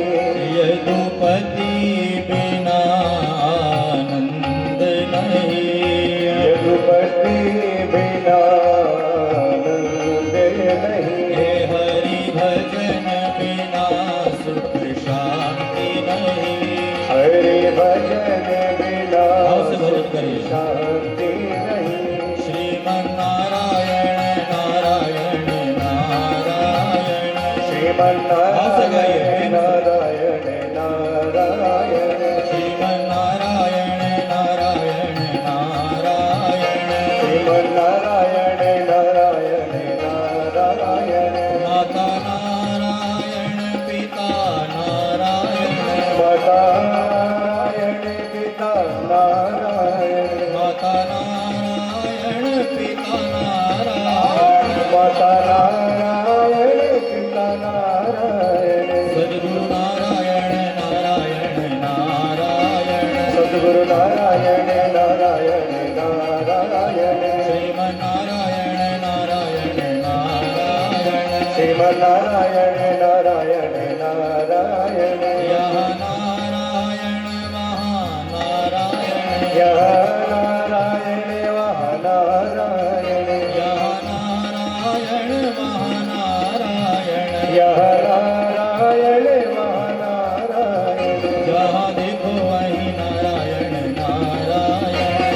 देखो वही नारायण नारायण श्रीमन्नारायण नारायण नारायण श्रीमन्नारायण नारायण नारायण श्रीमन्नारायण नारायण नारायण श्रीमन्नारायण नारायण नारायण श्रीमन्नारायण नारायण नारायण श्रीमन्नारायण नारायण नारायण नारायण नारायण श्रीमन्नारायण नारायण नारायण नारायण नारायण नारायण नारायण नारायण हरि भजन बिना सुख शांति नहीं। एसी के कमरे में डल्लफ के गद्दे में सोने से जो मिलता है उसको सुख कहते हैं, शांति नहीं कहते। समझते हो, शांति और सुख में बहुत अंतर होता है। आपको सुख प्राप्त हो सकता है जगत की वस्तुओं से, लेकिन ये बात सिद्धांत है, जिसको शांति चाहिए उसको भजन करना पड़ेगा, चाहे फिर व्यास जैसा कोई महान व्यक्ति क्यों ना। तो व्यास जी ने श्रीमद् भागवत की रचना करी, 18,000 श्लोक लिखे और ऐसी शांति मिली व्यास जी को कि उन्होंने उसके बाद अपनी कलम को रख दिया। श्रीमद् भागवत व्यास जी की आखिरी रचना है, 18वां पुराण श्रीमद् भागवत। उसके बाद व्यास जी ने किसी ग्रंथ को लिखा ही नहीं, क्योंकि परम शांति का अनुभव हुआ। इसलिए श्रीमद् भागवत का अंत, श्रीमद् भागवत जी का विश्राम व्यास जी ने परम शब्द पर किया। व्यास जी का अंतिम शब्द है परम।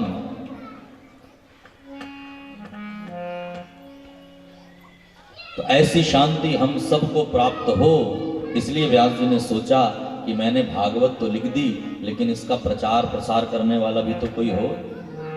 मैं तो बूढ़ा हो गया हूं, कैसे लोगों के घर घर जाकर के भागवत का प्रचार करूंगा। तो किसी को मैं ये भागवत दे देता हूं। किसको दूं? कोई साधारण ग्रंथ तो है नहीं। इसमें मैंने बहुत ज्ञान की चर्चा भी की है। ज्ञानी होना चाहिए व्यक्ति जिसको मैं भागवत दूं, लेकिन कोरे ज्ञान की भी चर्चा नहीं है। इसमें भगवान की निश्चल भक्ति का भी वर्णन है, प्रेम का भी वर्णन है। तो जिसको दूं वो प्रेमी भी होना चाहिए। कौन मिलेगा ऐसा जो ज्ञानी भी हो और प्रेमी भी हो? रियर कॉम्बिनेशन है। किसको प्रदान करूं? इधर उधर दृष्टि गई, एक पात्र पर दृष्टि आकर के रुकी। कौन? शुकदेव। मेरा पुत्र शुकदेव ज्ञानी भी है और प्रेमी भी है, भगवान का भक्त भी है और ज्ञान का तो भंडार है। पैदा होते ही जिसने संन्यास ले लिया। तो ये ग्रंथ मैं अपने पुत्र शुकदेव को प्रदान करूंगा। देश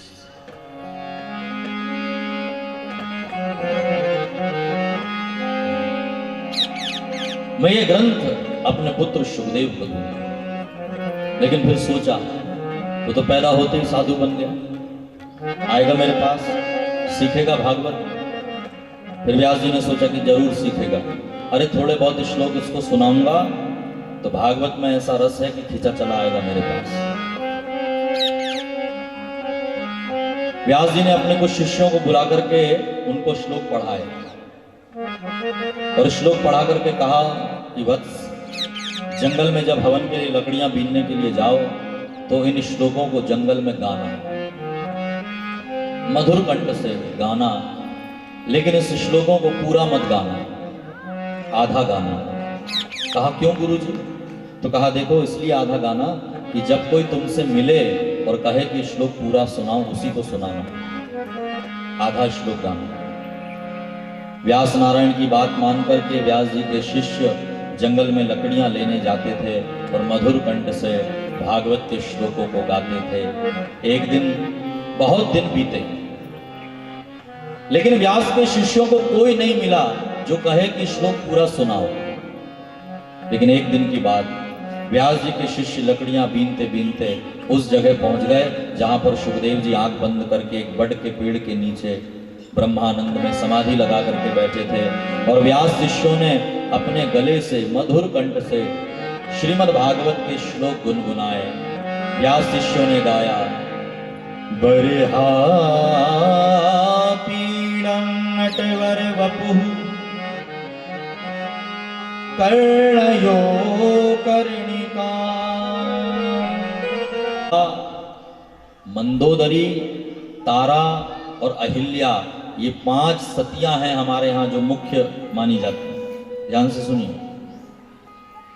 अहिल्या, द्रौपदी, तारा, सीता, मंदोदरी तथा पंचकन्नां स्मरे नित्यं महापातक नाशनम्। ये 5 का नाम जो लेता है वो महापापों से छूट जाता है।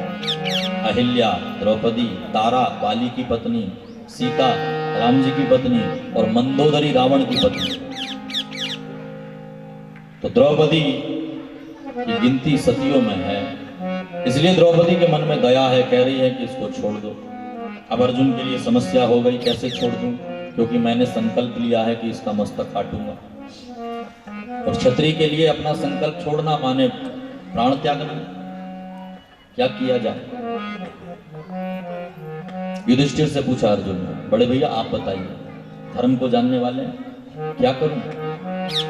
अर्जुन से कहा युधिष्ठिर ने कि द्रौपदी सही कह रही है अर्जुन, इसने जो भी किया हो उसको छोड़ दो, अब तो बच्चे वापस आएंगे नहीं, मुक्त करो। भीम उधर से कूद पड़े, अरे अर्जुन तू देर क्यों लगा रहा, इसका माथा काट, इसने कोई अच्छा काम किया है। भीम कूद गए बीच में। अब भीम भी बड़े भाई हैं, युधिष्ठिर भी बड़े भाई हैं, अब अर्जुन क्या करे? तो अर्जुन ने देखा कन्हैया की तरफ कि आप बताइए मालिक, कोई ऐसा सवाल नहीं जिसका जवाब आपके पास ना हो, क्या करूं, मार दूं या छोड़ दूं? भगवान ने कहा अर्जुन बात ऐसी है, ब्रह्म बंधुर न हंतव्य, ब्राह्मण को मारना नहीं चाहिए। तो युधिष्ठिर मुस्कुराए कि हाँ सही बोल रहे हैं, धर्म की बात कह रहे हैं। लेकिन भगवान ने दूसरी लाइन में कहा आतताई बदारहणा, आतंकवादी कोई भी जात का हो, कोई भी हो, उसको मारना चाहिए, ये पुण्य का काम है। तो भीम ने ताली बजाई कि हाँ अब सही बोले। लेकिन अर्जुन और सर खुजाने लगा कि भगवान आप भी दूध दही दोनों में कह रहे हो कि ब्राह्मण है तो मारना नहीं चाहिए और आतंकवादी है तो छोड़ना नहीं चाहिए, मैं करूं क्या? तो भगवान ने कहा अर्जुन ऐसी बात है, मारने का मतलब केवल सर काटना नहीं होता, कोई सम्मानित व्यक्ति हो उसका अपमान भी मृत्यु के बराबर है। 4 लोगों के बीच में किसी का अपमान कर दो वो भी उसकी मृत्यु है। इसलिए अर्जुन ये ब्राह्मण है, इसकी मृत्यु सर काटने से नहीं शिखा काटने से होगी। काट दे इसकी शिखा, चमकता हुआ जो मणि है वो निकाल दे, इसे अपमानित कर दे, इसकी मृत्यु हो गई। जो सम्मानित व्यक्ति, जो इज्जतदार व्यक्ति होता है, उसकी इज्जत चली जाए, वो कहता है कि उससे अच्छा तो मैं मर जाता, वो उसकी मृत्यु है। लेकिन इज्जतदार आदमी, इज्जतदार की बात है, बाकी नहीं तो हमारे यहाँ कहते हैं छिंदवाड़ा में कि इतवारी में पिटे और बुधवारी में खड़े हैं, उनको क्या लेना दे। ये मोहल्ले में पिटे तो वहां चले जाओ मस्ती करने, क्या है?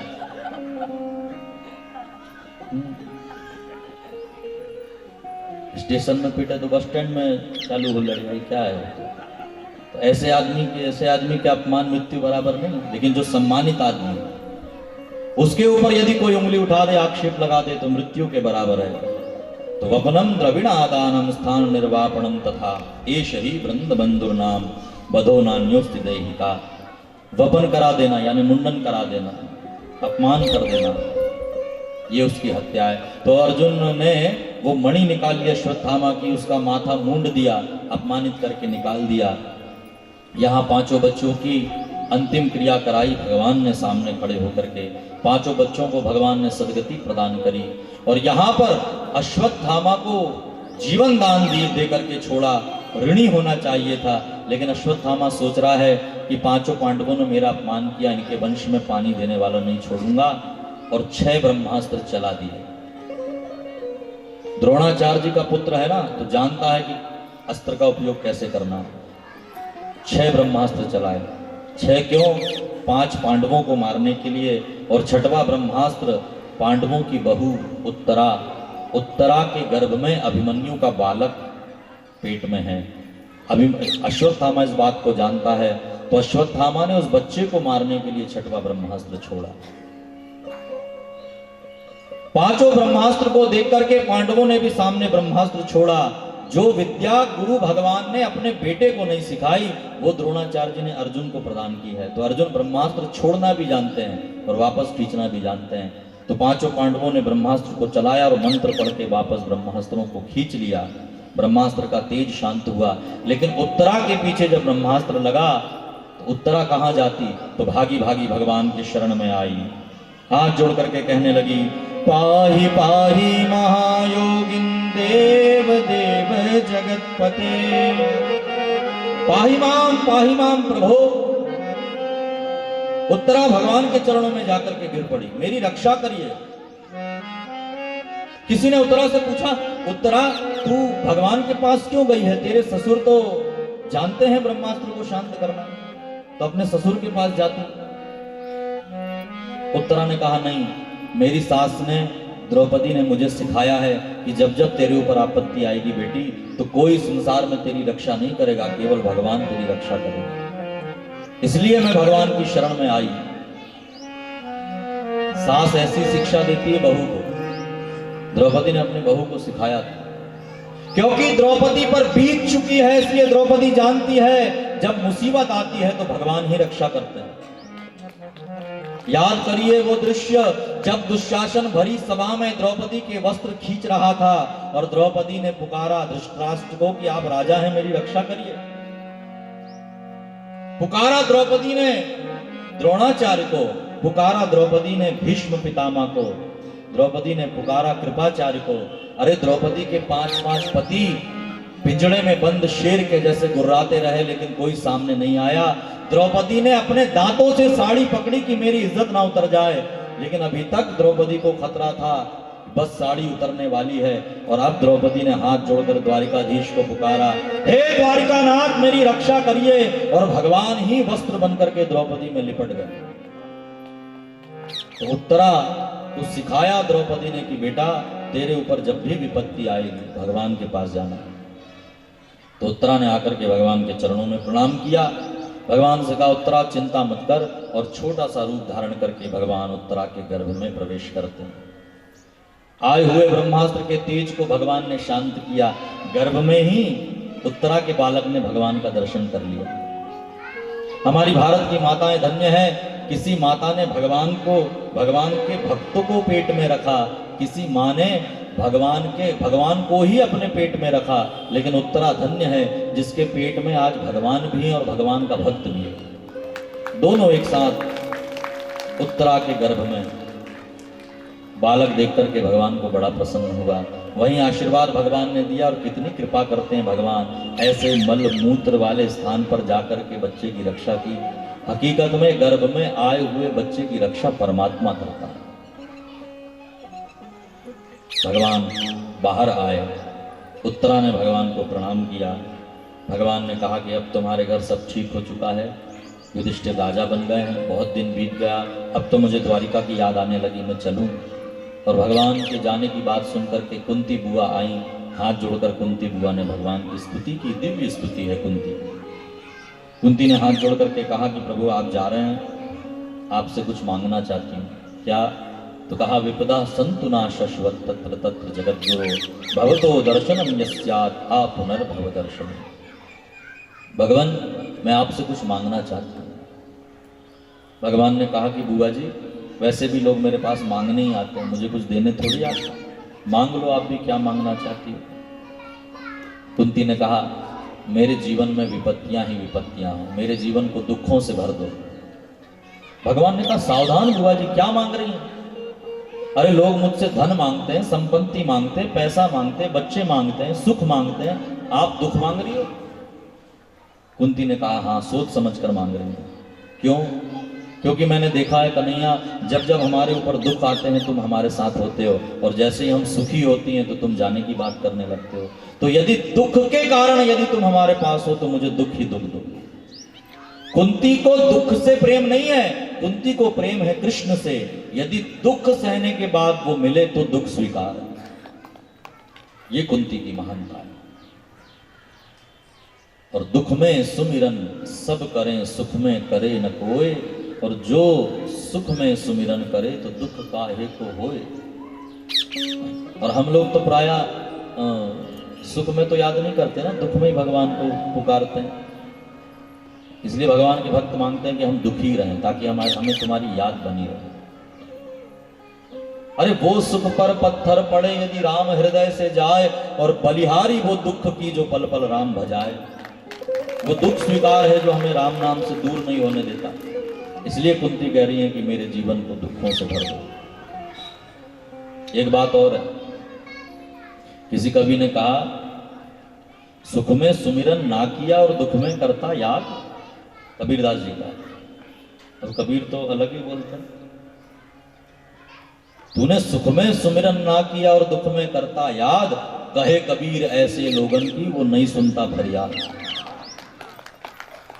वो उनकी बातें नहीं सुनता। तो कुंती बुआ की ये स्तुति दिव्य है। मैं इसको बहुत अलग अलग ढंग से हर जगह कहता हूँ। अभी यहाँ पर समय हो गया था इसलिए पूरा इसको नहीं सुना पाए। तो कुंती बुआ की स्तुति सुनकर भगवान प्रसन्न हुए, लेकिन भगवान ने कहा बुआ जी अब जाना तो पड़ेगा ही। और अपनी बुआ से प्रेम पूर्वक विदाई लेकर के भगवान द्वारिका पहुंचे। द्वारिका वासियों ने स्वागत किया। यहाँ पर युधिष्ठिर महाराज राजा बन गए। राजा बनकर के प्रजा का पालन करने लगे। उत्तरा के जिस गर्भ की रक्षा भगवान ने की थी, उस गर्भ में से एक बालक प्रकट हुआ। बालक को देख करके पांडव बड़े प्रसन्न हुए। ब्राह्मणों को बुला करके बालक का जातकर्म संस्कार कराया, नामकरण कराया। ब्राह्मणों ने आकर के कहा पांडव आपके भाग्य से ये बच्चा आपके घर में हुआ है, हम इसका नामकरण करते हैं परितः इक्षितुम इति। ये पैदा होते ही परीक्षा करने लगा कि जिस भगवान ने माँ के गर्भ में मेरी रक्षा की, कहीं वो ये तो नहीं, कहीं वो ये तो नहीं, तो हम इसका नाम रखते हैं परीक्षित। बोलिए परीक्षित जी महाराज की जय। परीक्षित नाम, परीक्षित का मतलब क्या? जो इधर उधर भगवान की परीक्षा ले रहा है उसका नाम है परीक्षित। परीक्षित महाराज का जन्म हुआ। कुंडली बनाई ब्राह्मणों ने। कुंडली बना करके कहा युधिष्ठिर से महाराज आपका ये बालक राम की तरह प्रजा का पालन करेगा, अर्जुन की तरह बाण चलाने वाला होगा, इक्ष्वाकु की तरह प्रजा को पोषित करेगा। लेकिन इसका 8वां जो स्थान है मृत्यु का स्थान, इसको देखने से लगता है ब्राह्मण के श्राप से, तक्षक नाग के काटने से इसकी मृत्यु होगी। युधिष्ठिर जी चरणों में गिर गए कि महाराज क्या मेरा ये बालक ब्राह्मणों का अपमान करेगा? कहा चिंता मत करिए महाराज, आपके परीक्षित को ब्राह्मणों का श्राप की वरदान सिद्ध होगा, क्योंकि शुभदेव जैसे श्रेष्ठ गुरु को पाकर अपना कल्याण करेगा। इस प्रकार भविष्य कथन कहकर के ब्राह्मण दक्षिणा लेकर के विदा हुए। और यहाँ परीक्षित महाराज धीरे धीरे बड़े हुए। आइए परीक्षित को हम बड़ा होने देते हैं। 5:45 का समय हो गया है। कथा को हम यहाँ पर विराम देंगे। कल परीक्षित किस प्रकार राज्य का पालन करते हैं, कैसे परीक्षित को श्राप लगा, सुखदेव जी कैसे पहुंचे, और कल की कथा के अंत में शिव भगवान के चरित्र पर हम विशेष रूप से आपको कथा सुनाएंगे। कल की कथा शिव विवाह की कथा रहेगी। तो परीक्षित के बड़े होने से लेकर शिव विवाह तक की कल कथा आप लोग श्रवण करने अवश्य आइएगा। आज की कथा यहाँ पर विराम लेती है।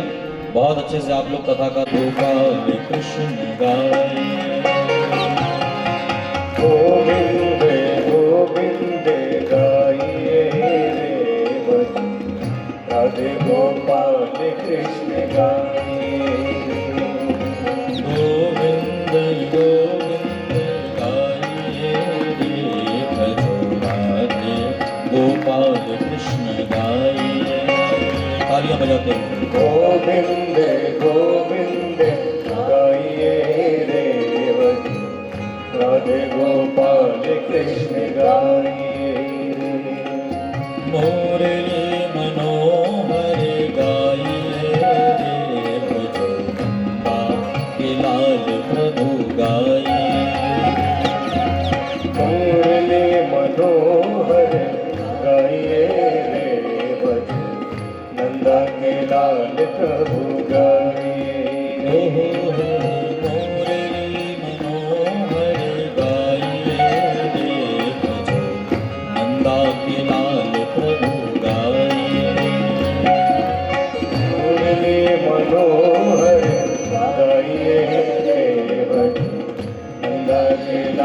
प्रभु गाए।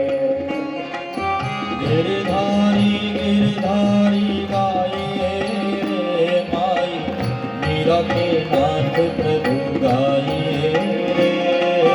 गिरधारी गिरधारी गाइए रे माई, मीरा के नाथ प्रभु गाइए रे। गिरधारी गिरधारी गाइए रे माई, मीरा के नाथ प्रभु गाइए रे। गिरधारी गिरधारी गाइए रे माई, मीरा के नाथ प्रभु गाइए रे। माई मीरा के नाथ प्रभु गाइए रे। माई मीरा के नाथ प्रभु गाइए रे। माई मीरा के नाथ प्रभु गाइए रे। माई मीरा के नाथ प्रभु गाइए रे। गिरधारी गिरधारी गाइए रे माई, मीरा के नाथ प्रभु गाइए रे। गिरधारी गिरधारी गाइए रे माई, मीरा के नाथ प्रभु गाइए रे। गोविंद गोविंद गाइए रे भजो, राधे गोपाल कृष्ण गाइए रे। गोविंद गोविंद गाइए रे भजो, राधे गोपाल कृष्ण गाइए रे। राधे गोपाल कृष्ण गाइए रे। रे भजो राधे गोपाल कृष्ण गाइए रे। भजो नंदा के लाल प्रभु गाइए रे। भजो नंदा के लाल प्रभु गाइए रे। भजो नंदा के लाल प्रभु गाइए रे। भजो राधे गोपाल कृष्ण गाइए रे। भजो राधे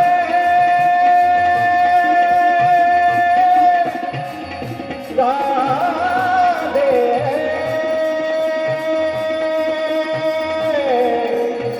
राधे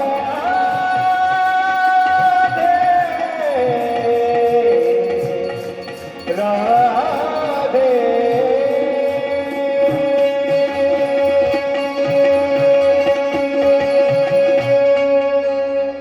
उसने निकली है गंगा प्यारी, जिसने सारी दुनिया तारी। जिसने सारी दुनिया तारी, उन चरणों की मैं दर्शन पाऊं।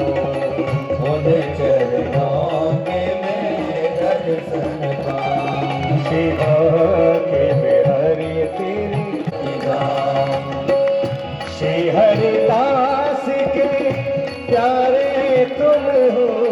श्री हरिदास के प्यारे तुम हो। मेरे मोह गाए हमारी माया किसे कराए। दिगंबराए जय दिगंबराए, नमः शिवाय जय नमः शिवाय। हरे राम राम राम हरे हरे। सिंधु करुणा की हे गुरुदेव करुणा। सिंधु करुणा की ओ अधम आधीन शरण अब शरण मैं लीजिए। ओ अधम आधीन शरण अब शरण नाथ बिंदु कलातीतं तस्मै श्री गुरुवे नमः।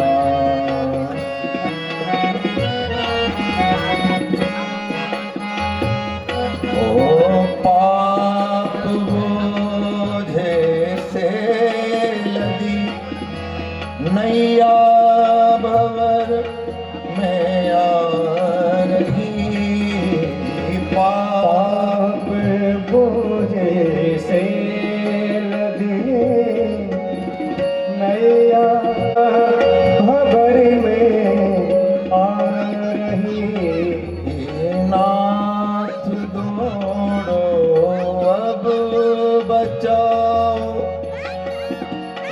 तू भी जा रही लाते दौड़ो अब बचाओ नैया भंवर में डूबती। गुरु बिना कौन छुड़ाए यम से, मेरी यम ने पकड़ी बात। आज परमपिता परमात्मा की कृपा से और पितृ देवताओं के आशीर्वाद से आदरणीय स्वर्गीय श्री बसंत मौर्य जी की स्मृति में उनकी श्रीमती जी एवं पुत्रों के द्वारा भगवान के गुणानुवादों का जो गायन महाराज श्री के श्रीमुख से हो रहा है, और इस परिवार के कारण हम सभी कथा श्रवण करने के भागी बन रहे हैं। तो मौर्य परिवार की भी हम सभी को पूरी पूरी प्रशंसा करनी चाहिए। यार की पापियों को पाप से है तारती, श्री भागवती भगवान की है आरती, पापियों को पाप से है तारती। श्री भागवत भगवान की है आरती, पापियों को पाप से है तारती। ये अमर ग्रंथ ये मुक्ति पंथ ये पंचम वेद निराला है, नव ज्योति जलाने वाला है। ये अमर ग्रंथ ये मुक्ति पंथ ये पंचम वेद निराला, नव ज्योति जलाने वाला। हरि नाम यही हरि ध्यान यही, नाम यही हरि ध्यान यही, जग के मंगल की आरती। आपकी है आरती, पापियों को पाप से है तारती। ये शान पापों को मिटाने वाला है, हर दर्श कराने वाला है। ये शांति गीत पावन पुनीत पापों को मिटाने वाला है, हरि दर्श कराने वाला है। ये सुख करनी ये दुख हरनी, ये सुख करनी ये दुख हरनी, श्रीमद सुदन की आरती, पापियों को पाप से है तारती। श्री भागवत भगवान की है आरती, पापियों को पाप से तारती। ये मधुर बोल सतपंथ बोल सत्य मार्ग श्याम यही श्री राम यही घनश्याम यही, श्री राम यही घनश्याम यही, प्रभु की महिमा की आरती, पापियों को पाप से है तारती। श्री भागवत भगवान की है आरती, पापियों को पाप से। गोविंद राधे राधे राधे गोविंद राधे राधे राधे गोविंद गोविंद राधे राधे राधे गोविंद राधे राधे गोविंद गोविंद राधे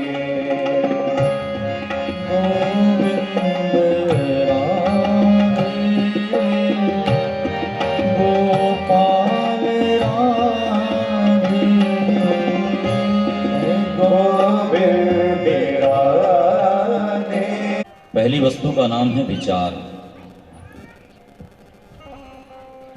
दूसरी वस्तु का नाम है व्यवहार, तीसरी वस्तु का नाम है भावना।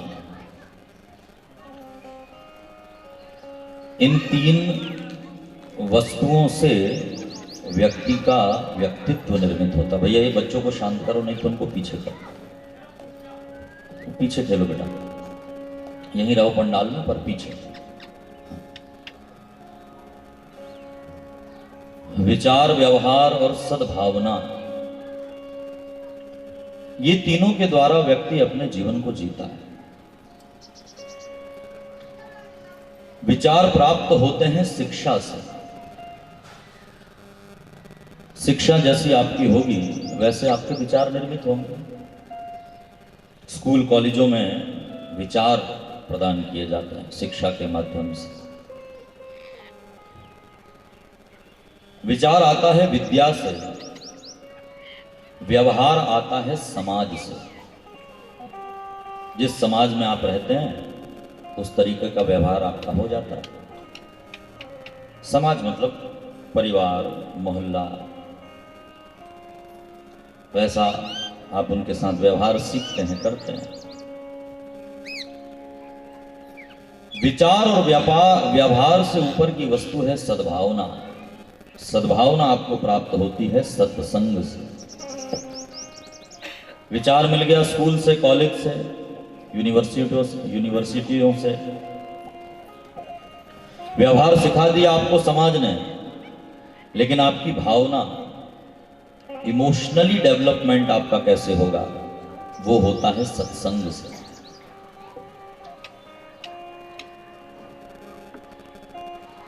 सत्संग का अर्थ होता है सत्य से व्यक्ति को जोड़ देना। सत्य के साथ जुड़ जाना सबसे बड़ा सत्संग है।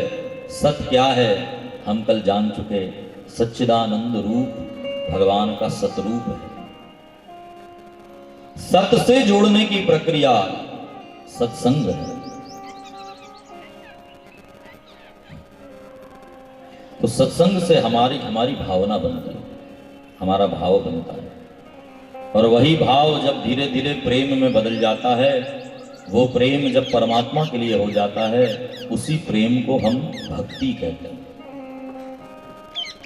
भक्ति का सीधा साधा मतलब होता है भगवान से किया हुआ प्रेम। मेरी आवाज समझ में आ रही है? साफ सुनाई दे रहा है? अच्छा, मैं जो बोलता हूं वो समझ में आता है आपको? ठीक है, नहीं तो और थोड़ा सा मैं अपने तरीके से उसको घुमा कर दूं। समझ में आता है? ठीक है, बढ़िया। आप सब लोग सुनने वाले लोग हैं, बिल्कुल समझ में आएगी बात। तो इन तीनों वस्तुओं से व्यक्ति के चरित्र का निर्माण होता है।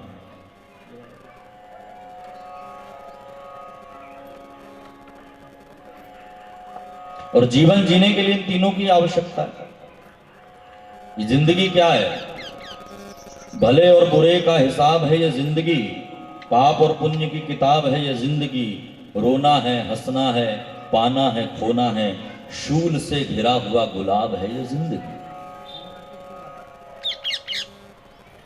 तो जीवन जीने के लिए तीनों आवश्यक हैं। विचार शुद्ध रखो,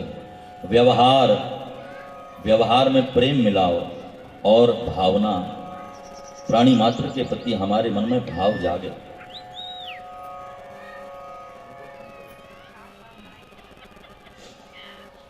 तो श्रीमद् भागवत के माध्यम से हम सद्भाव की शिक्षा यहाँ पर ले रहे हैं। कल हम सब ने मिलकर के श्रीमद् भागवत के आरंभ में भागवत की महिमा को जानने का प्रयास किया। इतना प्रयास करने पर, देवर्षि नारद जी के इतने प्रयास करने पर भी भक्ति, ज्ञान, वैराग्य पुष्ट नहीं हुए। लेकिन यहाँ हरिद्वार में श्रीमद् भागवत की कथा प्रारंभ हुई और भक्ति महारानी अपने दोनों बच्चों को लेकर आ गई। ये श्रीमद् भागवत की महत्ता है। भक्ति के साथ उसके दोनों बच्चे, ज्ञान और वैराग्य, ये दोनों भी पुष्ट होते हैं। कल हमने बड़े भाव से आपको इस कथा का श्रवण कराया था। हरिद्वार में सनत कुमार कथा सुना रहे थे देवर्षि नारद। कथा सुनाते हुए सनत कुमारों ने कहा, देखो भैया, भागवत की इतनी महिमा है कि अघोग विध्वंस करम तथैव कथा समानम भुवि नास्ति चान्यत। पाप को नाश करने के लिए इस दुनिया में सबसे बड़ा यदि कोई साधन है तो वो कथा है। कथा श्रवण करने मात्र से व्यक्ति के पापों का नाश होता है। ये सनत कुमार कह रहे हैं। भागवत की कथा में कितना भी पापी व्यक्ति क्यों ना आवे, एक बार कथा श्रवण करे पुनीत हो जाता है, पवित्र हो जाता है। अब तुम कहोगे ये तो अच्छा फॉर्मूला है, पाप करके आएंगे और कथा सुन लेंगे। जैसे किसी को कह दो कि गंगा में नहाओ तो पाप धुल जाएंगे, तो साल भर आदमी पाप करे और माघ में जाकर गंगा में नहा ले तो पवित्र हो जाए। पवित्रता का मतलब समझिए, पवित्र आदमी वो है जिसके मन में पाप करने की इच्छा ही ना हो। एक बार यदि कोई पवित्र हो जाए तो दोबारा विचार करे कि अब जैसे एक बार नहा लो, फिर जाकर के थोड़ी तुम धूल मिट्टी में जाओगे। अभी अभी तो मैं नहा कर आया हूं, फिर से वही धूल मिट्टी कीचड़, चलो एक बार और चले गए, फिर नहा लिया, अब दिन भर यही थोड़ी करते रहो। बुद्धिमान आदमी कौन है जो सोचे कि भाई एक बार नहा धो लिया, बिल्कुल फ्रेश हो गया, अब थोड़े टाइम तक बढ़िया साफ सुथरा रहूंगा। तो कितना भी पापी व्यक्ति क्यों ना हो, उसको ये कथा शुद्ध कर देती है। नारद जी ने पूछा के शुद्ध विशुद्धंति वदंत मह्यम, मुझे आप बताइए कैसे कैसे पापियों को ये कथा शुद्ध करती है। तो सनत कुमार वर्णन करते हुए कहते हैं, ये मानवा पाप कृतस्तु सर्वदा सदा दुराचार रता विमार्गगाः क्रोधाग्निदग्धा कुटिलाश्च कामिनः सप्ताहयज्ञेन कलो पुनन्ति ते। ये मानवाः पाप कृतस्तु सर्वदा, जिस आदमी ने हमेशा पाप किया है, पाप के अलावा कुछ और किया ही नहीं, जिसने जीवन भर पाप किया, सदा दुराचार रता, जो हमेशा गलत मार्ग पर चला है, क्रोधाग्नि दग्धा, जो आदमी क्रोध करता है, क्रोध की अग्नि में जलता है, कुटिल है, कामी है, ऐसे पातकी व्यक्ति को भी कथा पवित्र कर देती है। सप्ताह यज्ञेन कलौ पुनन्ति। यानी इस कथा में ऐसा नहीं है कि बड़े पुण्यात्मा ही आकर बैठे, नहीं, जरूरत तो कथा सुनने की पापियों को है। पुण्यात्मा तो यहाँ दर्शन देने के लिए आते हैं, उनके दर्शन करके हम लोग पवित्र बने। हम जैसे लोगों को कथा सुनने की ज्यादा आवश्यकता है। तो कितना भी पाप क्यों ना किया हो प्यारे भाई बहन, यदि आप कथा में जाएंगे, कथा सुनेंगे, तो निश्चित रूप से आपके पापों का शमन होगा। नारद जी ने पूछा, अच्छा जीवित व्यक्ति यदि कथा सुने तो पवित्र हो जाता है, लेकिन कोई ऐसा पापी व्यक्ति मर गया हो, उसके निमित्त यदि कथा कराएं तो? ध्यान से सुनिए। सनत कुमारों ने कहा कि यदि ऐसा व्यक्ति जिसने जीवन भर पाप किया है और वो मर भी जाए, लेकिन उसके निमित्त यदि कथा कराई जाए तो ऐसा व्यक्ति भी पापों से मुक्त होकर वैकुंठ में जाता है। तो नारद जी ने कहा कि ऐसी बात है महाराज, अपने मन से कह रहे हो या ऐसा कुछ हुआ है? सनत कुमारों ने कहा नहीं नहीं, ऐसी घटना घटी है, हम तुमको एक इतिहास बताते हैं। इतिहास यानी बनी हुई घटना। ध्यान से सुनना नारद, इसको सुनकर के तुम्हारे सारे पापों का शमन होगा, कथा की महिमा को तुम जान जाओगे। तुंगभद्रा तटे पूर्वम पतन मुत्तन मुत्तमम। तुंगभद्रा नदी के किनारे एक पतन नाम का नगर है। उस नगर में एक ब्राह्मण रहता है जिसका नाम है आत्मदेव। कथा सर्वव्यापक है, आपने कई बार सुनी है। आत्मदेव ब्राह्मण की एक पत्नी है जिसका नाम है धुंधुली। तुंगभद्रा, तुंग यानी श्रेष्ठ, भद्र यानी कल्याण, श्रेष्ठ कल्याण करने वाला नगर यानी हमारा ये शरीर, इसमें रहता है आत्मदेव।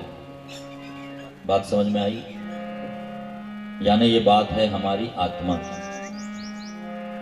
आत्मदेव ब्राह्मण ज्ञानी है, धर्मात्मा है, धर्म को जानता है, उसमें किसी भी प्रकार का छल कपट नहीं है। लेकिन आत्मदेव की जो पत्नी है जिसका नाम है धुंधुली, वो बड़ी कुटिल है।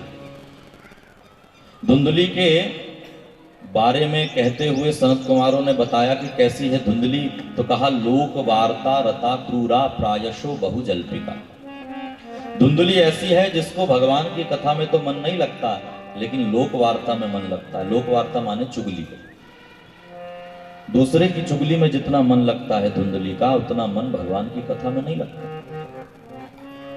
तर्क कुतर्क करेगी, ऐसा क्यों हुआ, ऐसा क्यों नहीं हुआ। तो आत्मदेव माने आत्मा और धुंधली माने हमारी बुद्धि।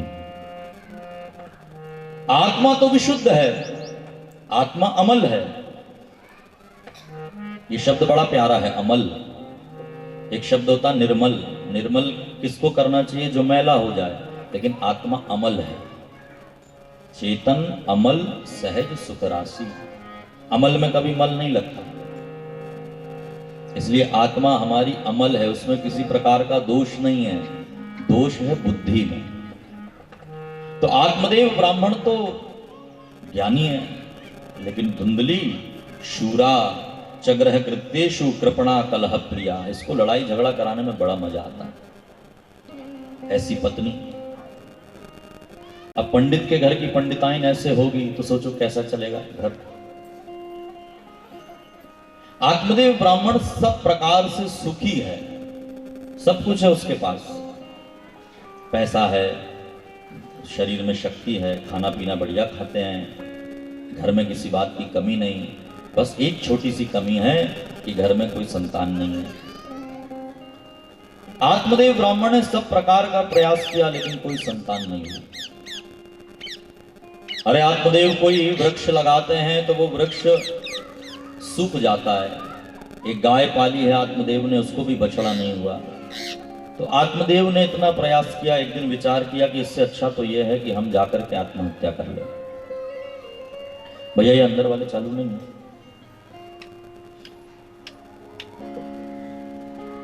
कहीं जाकर के मैं आत्महत्या कर लूं। तो आत्मदेव ब्राह्मण निकले आत्महत्या करने। एक जंगल में गए। एक साधु रास्ते में मिले। साधु ने पूछा कि पंडित जी यहां जंगल में क्या कर रहे हो? तो कहा महात्मा जी मैं आत्महत्या करने जंगल में आया हूं। साधु ने कहा तुम्हारा नाम क्या है? तो कहा मेरा नाम है आत्मदेव। साधु ने हंस करके कहा कि नाम आत्मदेव और करने आए हो आत्महत्या, क्यों मरना चाहते हो? तो कहा इसलिए मरना चाहता हूं कि मेरे घर में कोई औलाद नहीं। संत ने हंसकर कहा तो कहा अरे कैसी बात करते हैं आप, गृहस्थों के घर में बच्चे नहीं होंगे तो सुख कैसे मिलेगा? साधु ने हंस करके कहा कि जिनके घर में बच्चे हैं उनसे पूछना कि वो सुखी हैं। सुख बच्चों से थोड़ी आता है। आत्मदेव ने कहा कि आप तो सन्यासी हैं, ऐसे ज्ञान की बात करेंगे, लेकिन हम तो गृहस्थ लोग हैं, हमको तो बच्चा चाहिए। तोतली भाषा में जब पापा पापा बोलेगा मन में कितनी प्रसन्नता होगी। संत ने आत्मदेव को देखा और कहा कि पंडित एक जन्म नहीं, मैंने तेरे 7 जन्मों को देख लिया है आने वाले। 7 जन्मावधे नावी पुत्रो नैव च नैव चा। तेरे आने वाले 7 जन्मों में भी बालक नहीं है। अब तो और रोने लगे आत्मदेव। अभी तो कष्ट 1 गुना था, आपने 7 गुना कर दिया। अभी आपके चरणों में सर पटक पटक करके मर जाऊंगा। कुछ चमत्कार करिए महाराज। सन्यासी ने समझाया, लेकिन सन्यासी समझ गए कि लात का भूत है, बात से नहीं मानेगा। जब बच्चा बड़ा होकर लात मारेगा तब अकल ठिकाने आएगी। तो साधु ने कहा कि ठीक है महाराज, मैं तुम्हें इतना समझा चुका हूं कि सन्यासी सर्वथा सुखम, सब छोड़ो मेरे साथ जंगल में चलो। लेकिन तुम नहीं जाना चाहते तो संत ने झोले में से फल निकाल करके आत्मदेव के हाथ में रखा और कहा इदम भक्षय पत्न्यात्वम तथा पुत्रो भविष्यति। जाओ ले जाओ, इस फल को अपनी पत्नी को खिलाना, भगवान कृपा करेंगे तेरे घर में बालक होगा। कई बार क्या होता है ना, हम लोग इस बात से इसलिए नाराज हो जाते हैं कि हमारे जीवन में ये बात की कमी रह गई। लेकिन देखो भगवान की कृपा बड़ी अलबेली है, निराली है। उदाहरण से समझो, बच्चे के साथ मेला घूमने गए, बच्चे को सर्दी है और बच्चा कहे कि मां मुझे आइसक्रीम खाना है। माँ क्या बोलेगी, नहीं बेटा तुम्हें आइसक्रीम नहीं मिलेगी। बच्चा रोने लगे, हाथ पैर पटकने लगे, जिद करने लगे, तब भी माँ उसको आइसक्रीम नहीं देगी। क्यों? माँ बच्चे की दुश्मन नहीं है, या माँ बच्चे इतनी कंजूस नहीं है कि 10 रुपए की आइसक्रीम ना दे सके, लेकिन माँ जानती है कि इसको खाने से इसकी तबीयत बिगड़ेगी, इसका स्वास्थ्य खराब होगा, तो माँ वो चीज बच्चे से दूर रखती है। वैसे ही परमात्मा हम सबकी माँ है, वो जानते हैं कि आज इसको मैं बच्चा दे दूंगा, कल इसी का बच्चा इसी को लात मारेगा, दुखी होगा, इसलिए भगवान जो करते हैं कृपा पूर्वक करते हैं। आत्मदेव लेकिन इस बात को समझे नहीं, फल लेकर के घर आए, अपनी पत्नी से धुंधुली को बुलाया, ओ धुंधुली देख, एक महात्मा ने ये फल मुझे दिया है, कहते हैं कि इस फल को खाना, हमारे घर में संतान होगी। आत्मदेव ने उस फल को हाथ में रख दिया अपनी पत्नी के और चले गए। संत ने कहा था कि पत्नी को खिला देना, लेकिन इसने तो हाथ में दे दिया और कहा तू खा लेना। अब धुंधली तो कुतर्क करने वाली है ना, बुद्धि है, वो बैठ गई फल लेकर, सोचने लगी अरे किसने दिया होगा, कैसा फल होगा ये, कुछ खाऊंगी तो कहीं कुछ नुकसान ना हो जाए। मन में विचार कर रही थी धुंधली, उतने में उसकी सहेली आ गई। कहा धुंधली ये ताजा ताजा फल लेकर के बैठी है हाथ में, तो कहा हाँ ये देख तेरे बहनोई ये फल लेकर के आए हैं, मुझसे कह रहे हैं कि खा लो बच्चा होगा। तो कहा फिर खा ले, खाती क्यों नहीं? तो धुंधली ने कहा कि बच्चा तो मैं नहीं चाहती। क्यों? तो कहा देख फल खाऊंगी तो गर्भ रुकेगा, गर्भ रुकेगा तो पेट बड़ा होगा, पेट बड़ा होगा, अगर गांव में आग लग गई सब लोग भाग जाएंगे, मैं कैसे भागूंगी? ये बुद्धि का तर्क देखिए, ये लॉजिक के नाम पे बिल्कुल अनलॉजिकल बात है, ये बुद्धि है। मैं गर्भवती हो जाऊंगी तो फिर घर का काम नहीं होगा मुझसे, काम नहीं होगा तो मेरी ननंद को बुलाना पड़ेगा, और मेरी ननंद 1 नंबर की चोटी है। मंदाया मई सर्वस्य ननांदा समहरे तदा। धुंधली कह रही है यहाँ, धुंधली कह रही है अपनी सहेली से कि सखी मैं तो मेरी बुद्धि से जिनको बच्चे नहीं होते वो सौभाग्यशाली हैं, क्योंकि ननांदा समहरे तदा, मेरी नंद को बुलाऊंगी और नंद ना जाने घर से आकर के क्या क्या थैले में भर कर ले जाए, उससे अच्छा तो ये है कि मैं वैसी ठीक हूं। तो फिर चिंता किस बात की? तो कहा फिर तेरे बहनोई बच्चा मांगेंगे तो कहां से दूंगी? बच्चा चाहिए भी और कष्ट भी नहीं उठाना है, ऐसे कैसे होगा? तो धुंधली की सहेली समझ गई। धुंधली की सहेली ने कहा कि देख तेरे पास बहुत पैसा है, घर में खाने वाला कोई है नहीं और खाने के लिए इतना सब है, और मैं गरीब हूँ, मेरे साथ इतने सारे लोग खाने वाले लेकिन घर में एक दाना खाने का नहीं है। तो एक काम कर, देख मेरे भी पेट में अभी बच्चा है, गर्भ है, लड़का यदि हो गया तो मैं तुझे लाकर दे दूंगी, बदले में तो मुझे पैसे दे देना। तो कहा हाँ ये ठीक है। बोले इस फल का क्या करूं? तो बोले तेरे घर के आंगन में वो गाय बंधी है, उसको भी तो बच्चा नहीं, उसको खिला दे, तो साधु की परीक्षा भी हो जाएगी। तो धुंधली ने वो फल गाय को खिलाया और गर्भवती महिला का वेश धुंधली ने बनाया और अपने पति आत्मदेव से कहा कि हमने गर्भ को धारण कर लिया है। सीधा साधा भोला वाला ब्राह्मण अपनी पत्नी के द्वारा छला गया। उसने सोचा कि भगवान ने कृपा की और हमारी पत्नी गर्भवती हो गई। छद्मवेश बनाया धुंधली ने, समय बीता, धुंधली की सहेली को एक बेटा हुआ। चुपचाप से लाकर के उस सहेली ने बेटा धुंधली को दे दिया, बदले में पैसे ले लिए, और धुंधली ने अपने पति को बताया कि हमने बालक को जन्म दिया। सीधा सीधा ब्राह्मण प्रसन्न हो गया। 3 महीने बीते, वो संत की प्रसादी कैसे झूठी हो सकती थी। वो जो गाय थी उसने भी एक बालक को जन्म दिया। अद्भुत बालक था, जिसका शरीर मानव के शरीर की तरह था, लेकिन कान गाय के कान की तरह थे। तो आत्मदेव 2 बालकों को पाकर धन्य हुआ। नामकरण करने की बारी आई तो आत्मदेव ने कहा ये गाय के कान जैसे इसके कान है, इसलिए इसका नाम मैं रखता हूं गोकर्ण। गौकर्ण, गौ माने गाय, कर्ण माने कान, गाय के कान वाला, ऐसा अर्थ होता है। और एक अर्थ होता है गो यानी ज्ञान, कर्ण माने कान, गोकर्ण का मतलब है कान से सुना हुआ ज्ञान। सुने हुए ज्ञान का नाम है गोकर्ण। अब अपने बेटे की नाम रखने की बारी आई तो धुंधली ने कहा कि वाह, पैदा मैंने किया, नाम आप रखेंगे? नाम मैं रखूंगी। तो कहा देवी तू नाम रख। क्या नाम रखेगी? तो कहा मैं धुंधली हूं तो मेरा बेटा धुंधुकारी होगा। धुंधुकारी का देखो, बच्चों के नाम अर्थ वाले रखना चाहिए, जिसका कोई अर्थ निकले। धुंधुकारी का अर्थ क्या निकलता है? धुम धुम करोति इति, जो दिन भर ऐसी तैसी करता रहे वो धुंधुकारी। हम लोग आजकल गुरुओं से नाम रखकर नहीं, पूछकर नहीं रखते, मोबाइल में देखेंगे। आजकल तो मोबाइल में सब है, मोबाइल में बोलेंगे। आजकल तो बोलने से भी आ जाता है ना, टेक्नोलॉजी।